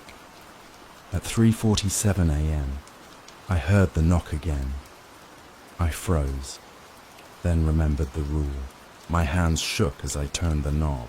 The cold metal bit into my skin. The wind whipped the door open with a scream, and there it was. I gasped. I couldn't tell if I'd been expecting it, or if my own fear had created it. My legs moved, but my voice refused. I couldn't speak. My eyes locked on a shape that shouldn't exist. Something or someone was standing there waiting for me. I remember thinking one thing. The fog doesn't just hide you, it follows you. And then, just as suddenly, the figure vanished. I closed the door, pressed my back against it, and realized I had no idea what was real anymore. Not Marina, not the footsteps, not the fog. All I knew was the journal, the lighthouse, and the endless hum of the light that never slept. And I knew one thing with terrifying clarity. This was only the beginning. I don't know who I was before this place, and I'm not sure who I am now. By the third night, the line between memory and reality was gone. I couldn't trust my own eyes. Footsteps came and went. Shadows shifted in corners. And every time I looked at the journal, it seemed different. Thomas's rules no longer made sense. Words appeared where none had been. Ink dark and wet, glistening as if written moments ago. At first, I thought I was hallucinating. Sleep deprivation, isolation, maybe even guilt over inheriting the lighthouse so easily while Thomas, whatever happened to him. But then I realized the journal was changing, and sometimes it seemed to know what I'd done before I remembered. I opened to a page I'd never seen. Fresh handwriting in the margins. "You lied to yourself. You always do." My stomach tightened. I remembered something, or at least I thought I did. A memory, or a memory I was forced to create by fear. I was in the lighthouse years ago with Thomas. He was shouting, panicked, Something about the light and the fog, and I don't know. I blocked it out. The journal continued, each line a whisper in my mind. The light is not for them. It's for you. Every rule you break is a truth you hide. I didn't want to read any further, but I had to. Every word felt like a thread pulling me closer to a truth I didn't want to face. Then I saw it. Entries describing things I had done, or at least things it claimed I had done.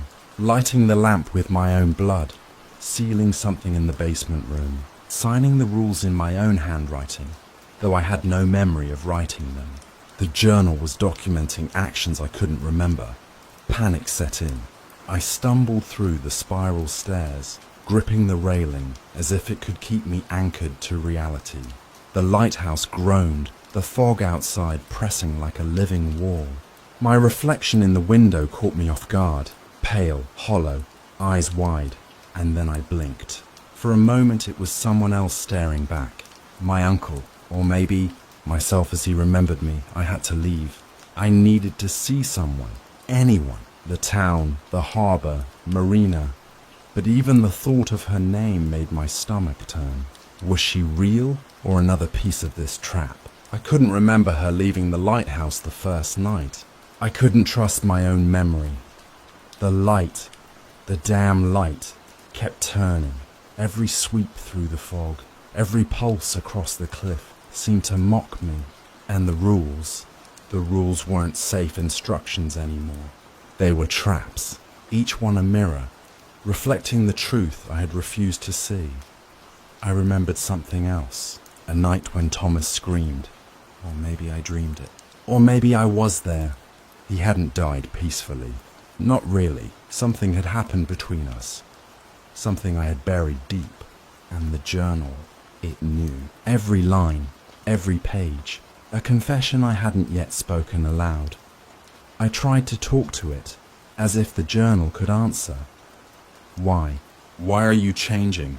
Why do you know what I've done? Silence. Then a page turned on its own. The wind, or something in the room, flipping the leather-bound cover. My own handwriting scrawled beneath the last entry. You've already forgotten. Again. I sank to the floor. My hands shook, trembling over the journal. My chest hurt. My mind screamed to stop, to put it away, to do anything but look. But curiosity, that human failing, burned hotter than fear. A sudden noise made me jump. A whisper, almost imperceptible.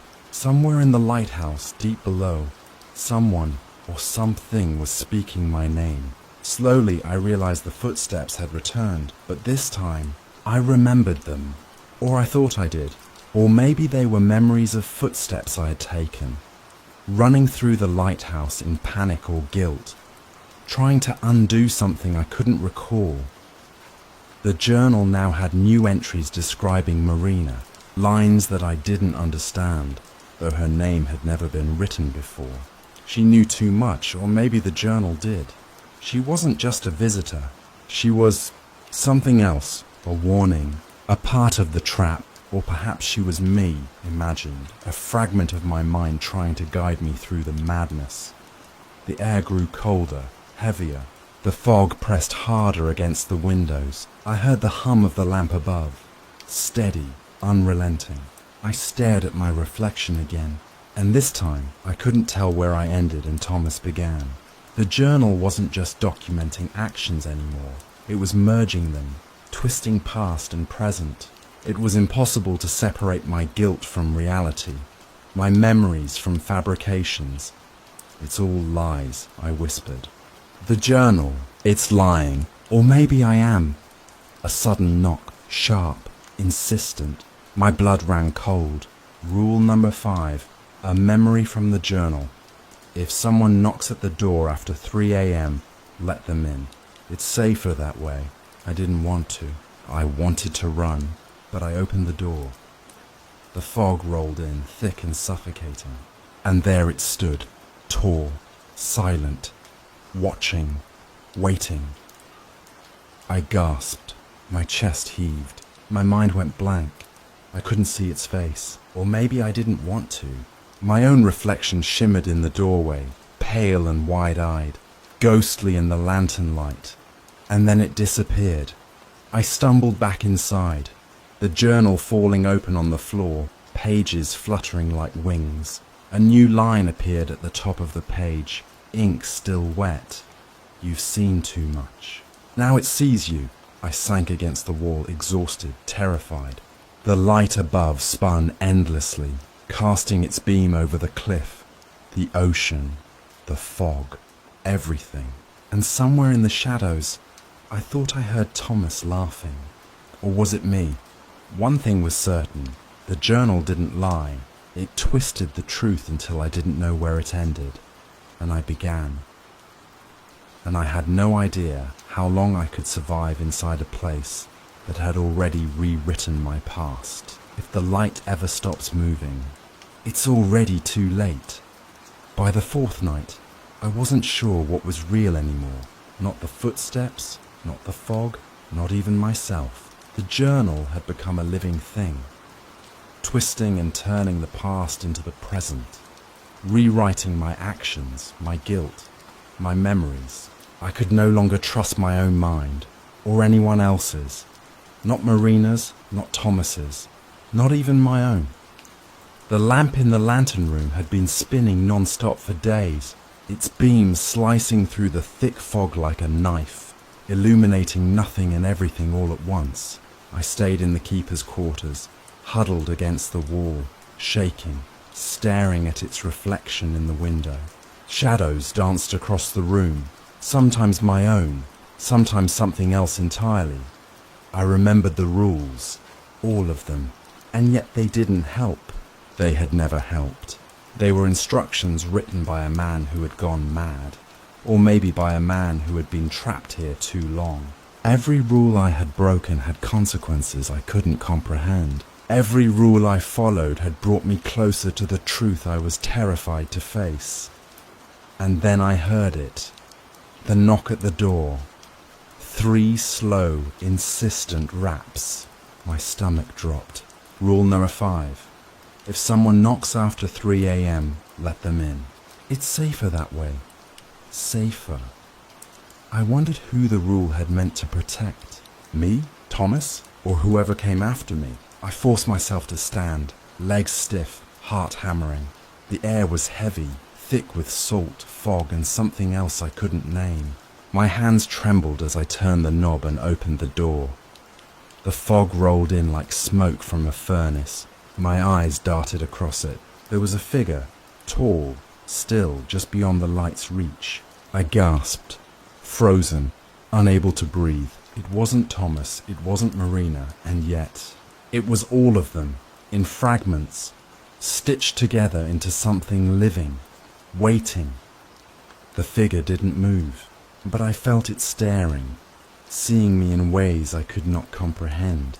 And suddenly I realized I had been followed, not by a person, but by the light itself. It wasn't merely a tool to illuminate the coast. It was aware, it remembered, it chose. I stumbled back inside, slamming the door, heart racing. The journal had fallen to the floor, pages fluttering. New lines had appeared in ink that glistened like wet blood. You cannot hide. The light has always known you. I sank to the floor, shaking, and tried to piece together what I had forgotten, or tried to forget. Thomas hadn't died peacefully. I hadn't just inherited a lighthouse. I had inherited something older, something that demanded obedience, demanded guilt, demanded me. The fog pressed against the windows and the light above spun, faster now, almost hungry. Its beam flickered across the cliffs and sea, catching movement in the mist. Faces, or shadows that felt like faces. They whispered my name, my failures, my secrets. I wanted to scream, but no sound came. Only the spinning, relentless beam slicing through reality itself. I remembered Thomas screaming again and again. I had been there. I had locked him in, though I can't remember why or what I had done afterward. The journal had recorded it all. And the light had remembered too. Marina appeared. Or perhaps she never disappeared. She was in the fog now, her face clear in the lantern's reflection, though the real space outside the door was empty. "You've been here too long," she said softly, though her lips never moved.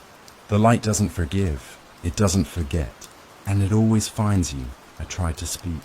My voice cracked. I wanted to deny it, to run, to escape, but the lighthouse had claimed me already. Every rule I broke, every secret I buried, every memory I denied, it all fed the light, and it was patient, eternal. I moved toward the lantern room, drawn by some compulsion I didn't understand. The spiral stairs groaned under my weight. The fog outside pressed at the glass as if trying to get in. The lamp above hummed, louder now, vibrating through my chest, through my bones. When I reached the top, the journal was there, open on the floor. Its pages flipped rapidly, stopped on a single line written in Thomas's familiar hand. Once the light chooses, there is no turning back. I realized then that the figure in the fog, the footsteps, Marina, the journal, all of it was part of the same trap. The lighthouse wasn't just a building. It was a sentinel, a recorder, a judge, and I had failed every test, broken every rule, betrayed every secret I was meant to guard. The beam swept across the cliffs again. I watched it catch movement in the fog.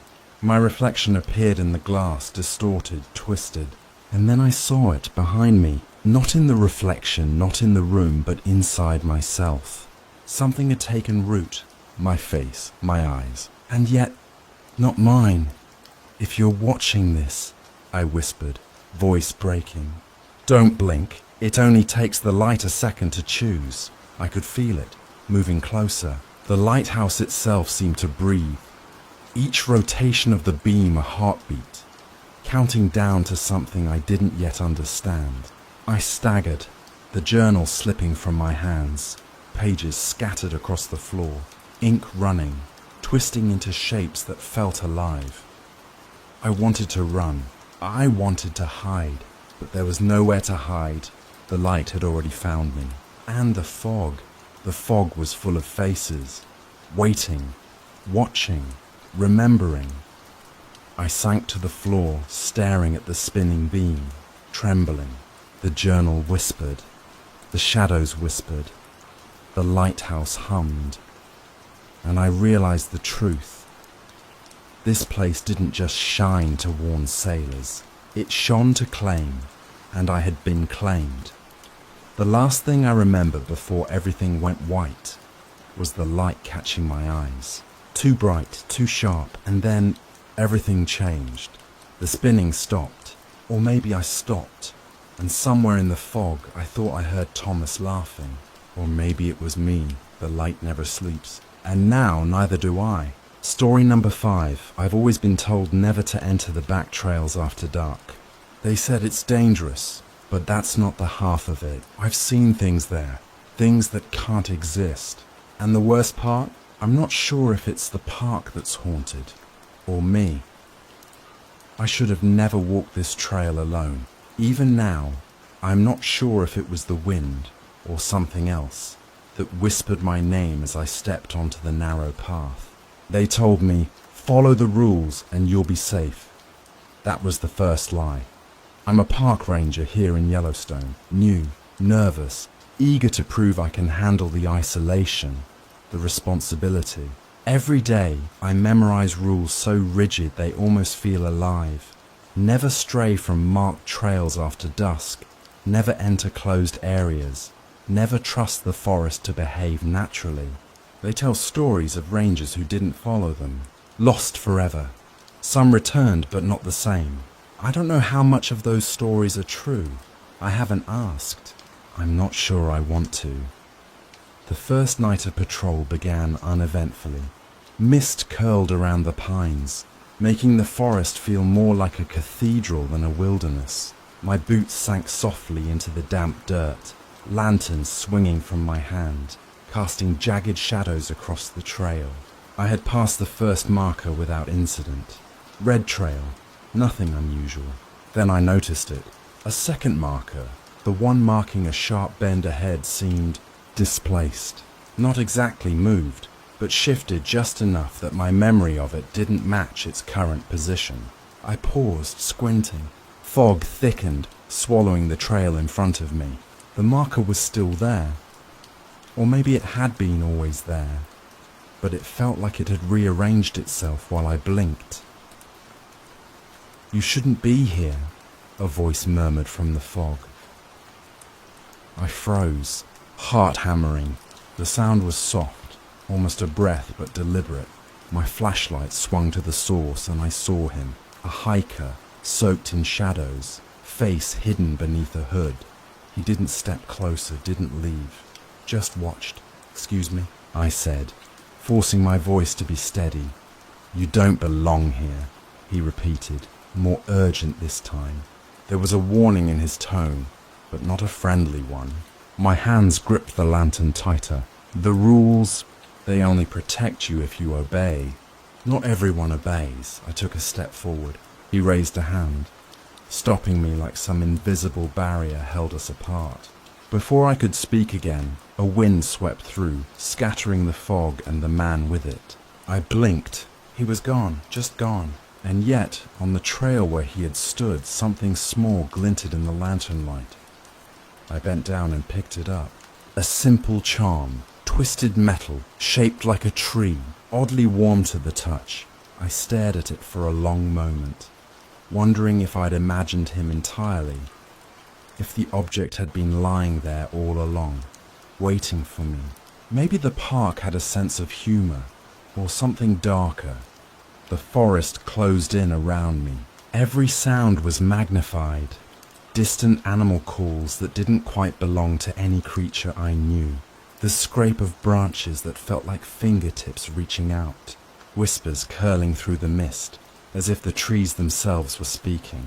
My lantern cast moving shapes against the trunks, each one larger than it should have been, each shadow holding a hint of movement that vanished when I focused on it. I tried to follow the trail, to return to the main checkpoint, but the markers now seemed arbitrary.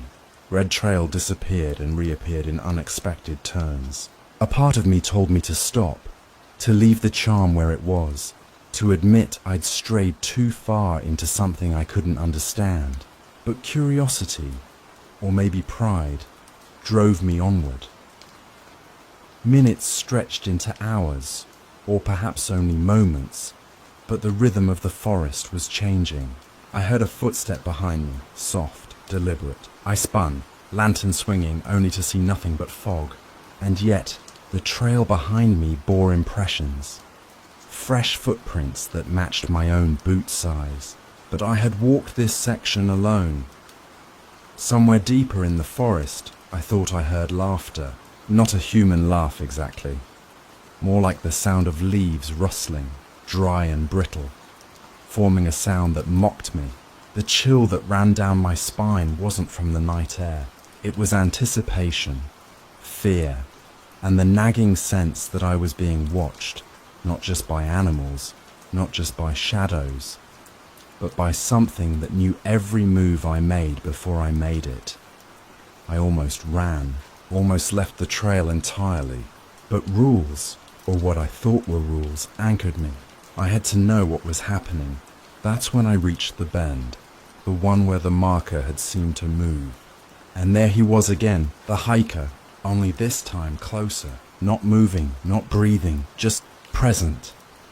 I opened my mouth, but no words came. The fog thickened, and when I blinked, he was gone once more. The charm dropped from my hand, clinking softly against a rock.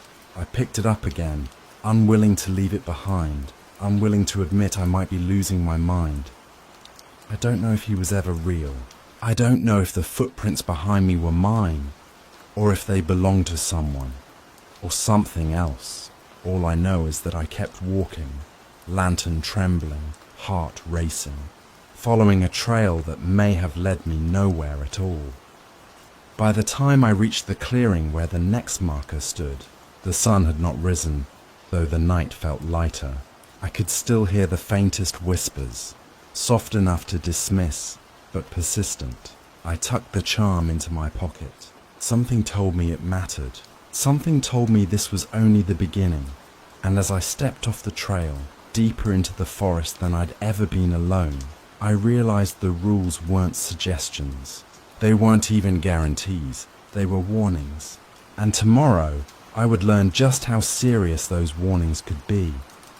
I've started keeping a notebook, though I'm not sure if it's for me or for someone who might find it after I'm gone.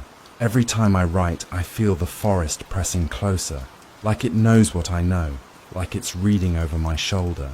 The first rule I jot down is simple, yet unspoken. Never trust your memory here. The park has patterns, subtle, almost invisible, but consistent. Trail markers bend towards some invisible logic. Closed signs bear symbols that make no sense until you've stared at them too long. A circle crossed by a jagged line, a slash through a triangle. Meanings I don't fully understand yet. I ask other rangers, but they give vague smiles or shake their heads. Some have been gone for weeks. Some returned, but different. Eyes darker, faces taut, hands trembling at the slightest noise. I met one of those rangers today, Thompson, senior ranger, grizzled, voice like gravel rubbing together. He watched me studying a cluster of unusual symbols at a junction of 3 trails. "Curious, aren't you?" he said.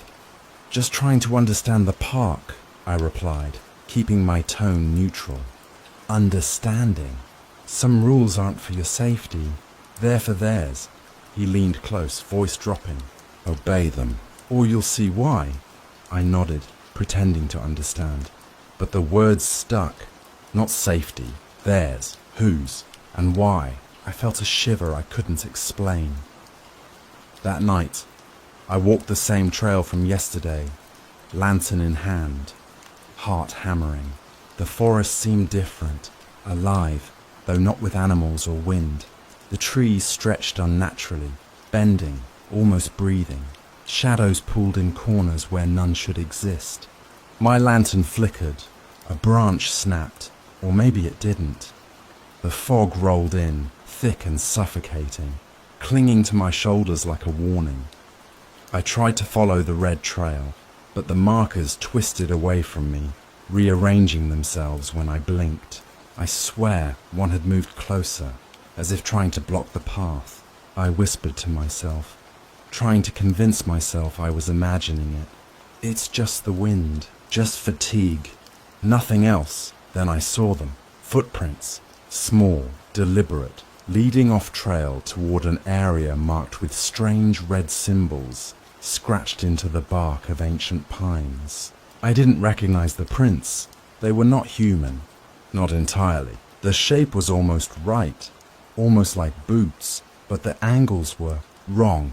I almost turned back, almost, but curiosity, or maybe stubborn pride, kept me moving. The forest groaned around me, each tree creaking as if in warning, and then the whispers began, soft at first, like voices carried by the wind, then clearer, sharper, calling my name, not mine exactly. Something twisted it, something mocking. I stopped, heart pounding.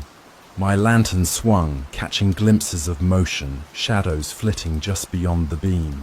And there he was again, Thompson, or was it? In one moment he was a man, leaning against a tree, hand raised as if to stop me. The next moment he was a blur of fog and shadow, indistinguishable from the forest itself. "Why do you follow?" he or it asked. Some rules are written in blood. I swallowed hard. The words made no sense, yet I understood them. I backed away, and as I did, the forest seemed to pulse, the path bending around me, making the trail impossible to follow. Every step I took felt wrong, like the ground itself was shifting beneath me. I remembered the hiker from the first trail, the charm in my pocket, the whispers that followed me. Did he or it lead me here? Was the object a key? A warning? My mind scrambled to form sense from chaos. I tried to focus on the lantern's light, but it flickered, casting shapes that looked like hands reaching from the darkness. I could have sworn the branches themselves bent to block my way, to force me down a path I didn't want to take. Thompson, or the apparition, stepped closer, voice low, almost intimate. You think you're learning rules by reading them. You think you're safe because you follow marks. You are wrong, rules here. They work differently, I wanted to argue. Wanted to ask what that meant, but the words died in my throat. The forest seemed to listen, as if any sound I made would alert it. I felt it watching from above, below, all around. The fog thickened, and I lost the trail entirely. The markers were gone. The symbols scratched into trees seemed to twist in the dim lantern glow, forming letters I couldn't read, writing themselves in shapes I couldn't interpret. And then, in the distance, a faint echo, a laugh. Not human, not animal, somewhere between. My stomach churned. I wanted to run, but every instinct told me to stay. The rules, or the memory of them, anchored me like iron chains. I stepped forward, lantern trembling, and the forest responded. A low groan, almost a sigh, rolled through the trees. Or perhaps it was a warning, or a threat. I couldn't tell. I stumbled upon a clearing, the moonlight pale through the fog. On the ground, I found a set of footprints leading toward a trail I didn't remember marking. At the center, a symbol carved deep into a stone, a triangle crossed by a line, smeared with what looked disturbingly like rust. But maybe it was something else, something older. I couldn't identify it. I didn't want to. I tucked my notebook closer to my chest and took a deep breath. The rules were not suggestions. They were not guides. They were threats, written in ways I barely understood, enforced by forces I might never comprehend. And as I retraced my steps to the main path, fog curling around me like fingers, I realized the forest had already changed. Not just the trail, not just the trees. Something inside me had shifted. Tomorrow, I would confront Thompson. I would ask the questions I'd been avoiding. But part of me already feared the answers. Part of me wondered if the park itself had eyes, and if it had, whether it liked what it saw in me. The rules weren't just warnings anymore. They were alive, and they were watching. I can't tell you exactly when I realized the park was different. Not just strange, not just alive, but aware. Something watches, listens and waits, and maybe it knows your fears before you do. I started noticing patterns I hadn't before, footprints leading to nowhere, whispers that repeated fragments of my own thoughts, lantern lights flickering in response to my heartbeat. The red trail, the symbols, the charm from the first night, they all led me here, to questions I wasn't ready to answer. Thompson's words haunted me. Some rules aren't for your safety, they're for theirs. Whose? And what exactly had happened to those rangers who didn't return? I couldn't shake the idea that some of them hadn't left the park at all, that perhaps they were absorbed into it, rewritten, twisted. Tonight, I made a decision. I needed to see, to find answers, and perhaps I hoped to prove I wasn't losing my mind.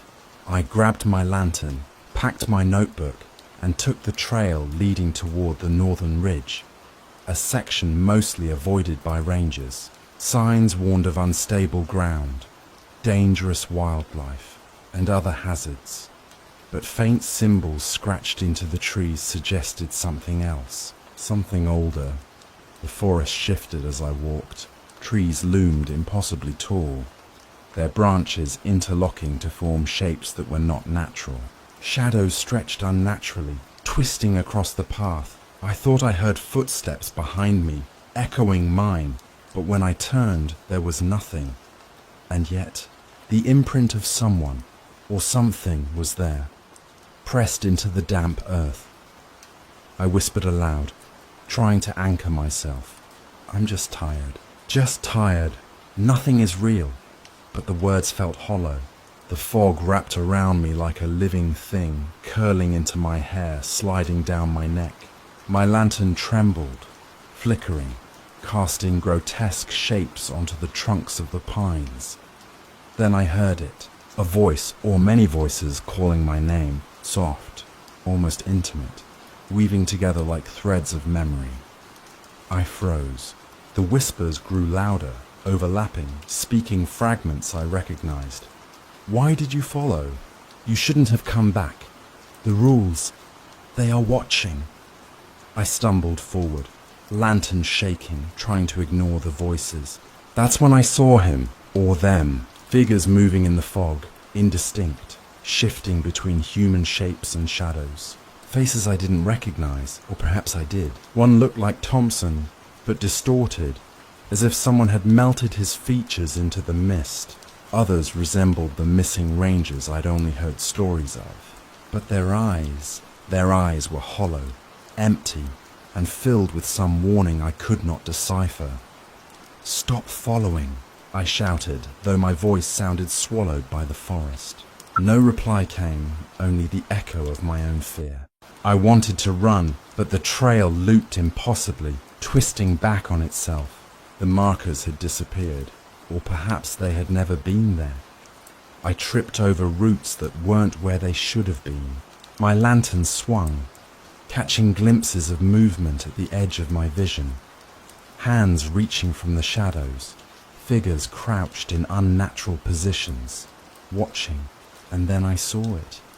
A clearing, empty, but for the footprints of dozens of people spiraling in patterns I couldn't understand. Some prints led toward trees that shouldn't bear weight. Others vanished into thin air. I knelt to examine one of the prints, tracing its shape with a trembling hand. Something whispered behind me, not words, a feeling. Guilt, shame, fear, so strong it made my knees weak. I turned slowly, and the figure of a ranger stood there. Thompson. But his eyes were not his own, black as the deepest shadows, reflecting nothing, holding everything. "You shouldn't be here," the voice said again, though the lips didn't move. "The park, it doesn't forgive, and it doesn't forget." I wanted to run, but my feet refused. I felt paralyzed, caught between instinct and fascination. Hallucination? Memory? Curse? I couldn't tell. I reached into my pocket for the charm from the first night. It felt warmer now, almost vibrating, almost alive. I held it tightly, whispering to myself that it would protect me, that it would save me. Then a sound behind me, louder, more deliberate, broke my focus. I spun, lantern swinging, and saw movement in every direction. Shadows converged, separating, dancing along the fog. The missing rangers, or my own mind projecting them? I couldn't know. Every instinct screamed to flee, but the rules, the ones I had barely begun to understand, bound me. Step out of line, and the forest would claim me. Suddenly, the clearing was empty. No shadows, no figures, only the fog, thick and choking, and the footprints that seemed to spiral endlessly, leading nowhere. I gasped, clutching the charm, and realized the forest itself had altered. The trail I had followed was gone. Markers I remembered vanished. Only the sound of my own breath, ragged and loud, filled the space. I stumbled back to what I thought was the main path, but each step felt heavier, as if unseen hands were pulling me into the forest's heart. Whispers followed me, growing louder, now mocking, laughing, questioning every choice I had made. I could no longer tell if I was awake or dreaming, alive or already part of the park's endless collection of lost souls. By the time I returned to the ranger station, hours or minutes had passed. The fog lifted, leaving me trembling, soaked and unsure of reality. The charm in my pocket burned against my palm.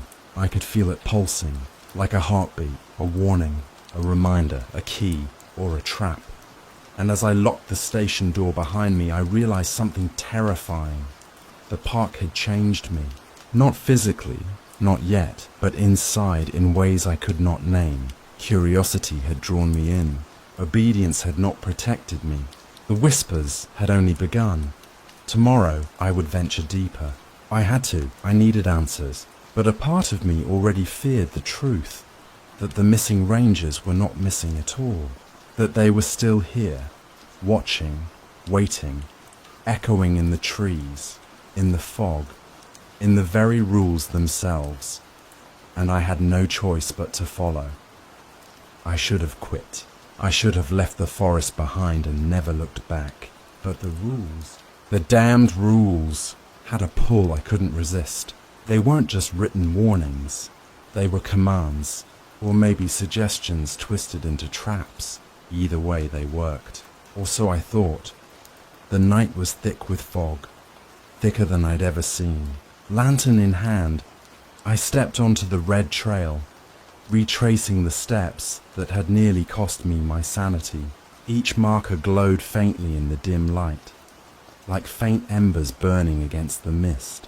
I followed them, deliberately obeying every line, every symbol, never stepping off the path, never straying toward the shadows. I counted my breaths, counted the distance between markers, anything to feel in control.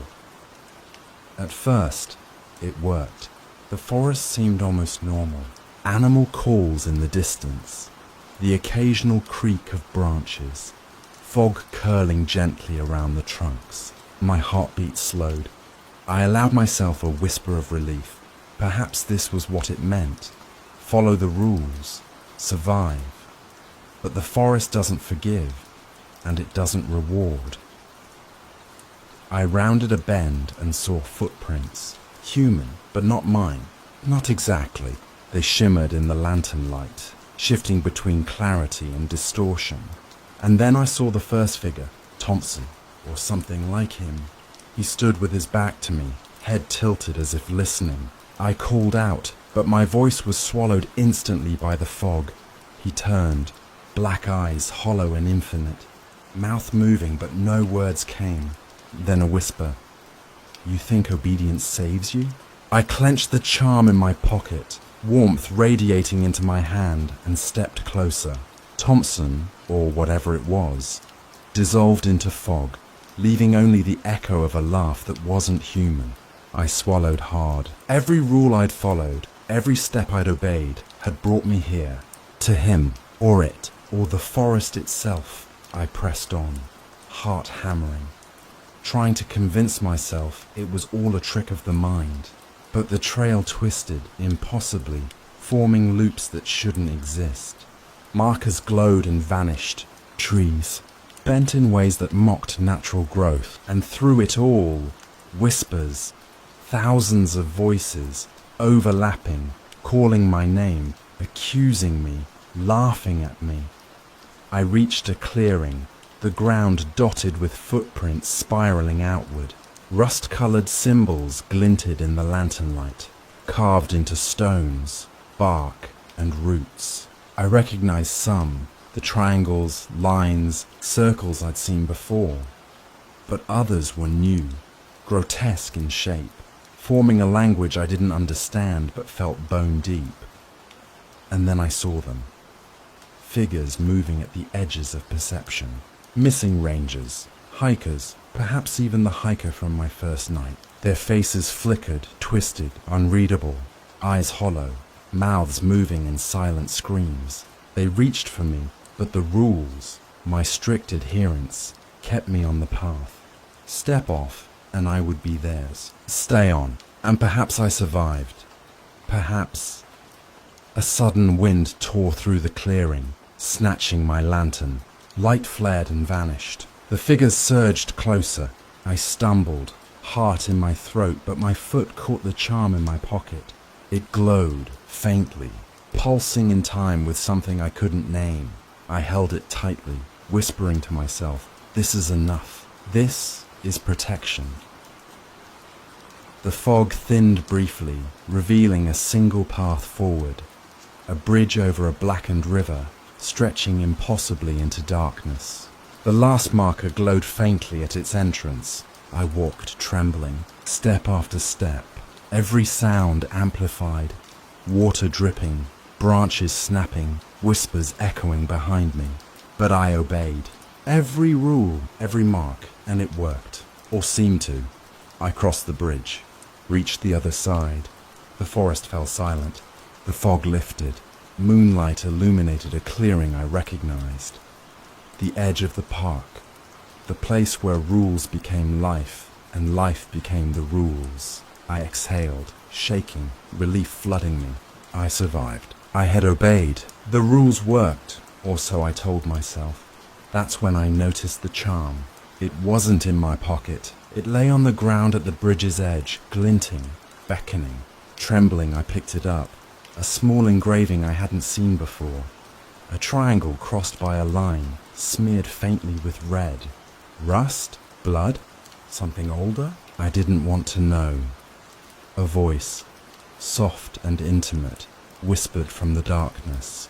Not Thompson, not the hiker. Something else, something that had been waiting. The rules work. For now, I looked around. The shadows twisted, forming shapes, figures, eyes watching. And then a movement in the corner of my vision. A figure standing in the tree line. A ranger? A lost hiker? Something else entirely. Before I could focus, it disappeared, leaving only the fog. I realized then that obeying the rules didn't save me. It didn't protect me. It only delayed what the forest, or the park, or whatever entity claimed it, allowed. The rules were alive and patient and deliberate. They had let me survive until now. But the cost was still to come. I stepped back toward the path, toward the ranger station, lantern shaking, heart hammering. The forest felt satisfied, watching, knowing. And the whispers followed me, soft, teasing, promising that obedience could never undo curiosity, that survival was temporary, that the rules worked. Or perhaps they worked to teach you exactly what you must fear. I reached the station. Door locked. Safe for now, or so I thought. But when I emptied my pockets, the charm had vanished. Only the faintest warmth lingered, like a pulse beneath my skin. And I realized something I cannot unhear. The rules never stopped. They were always watching, always waiting, and I had no choice but to obey, or risk becoming one of the echoes, lost forever in the forest. A whisper among thousands, a lesson for the next fool who dared to think the rules could save them. The park had claimed another night, and I had survived, for now.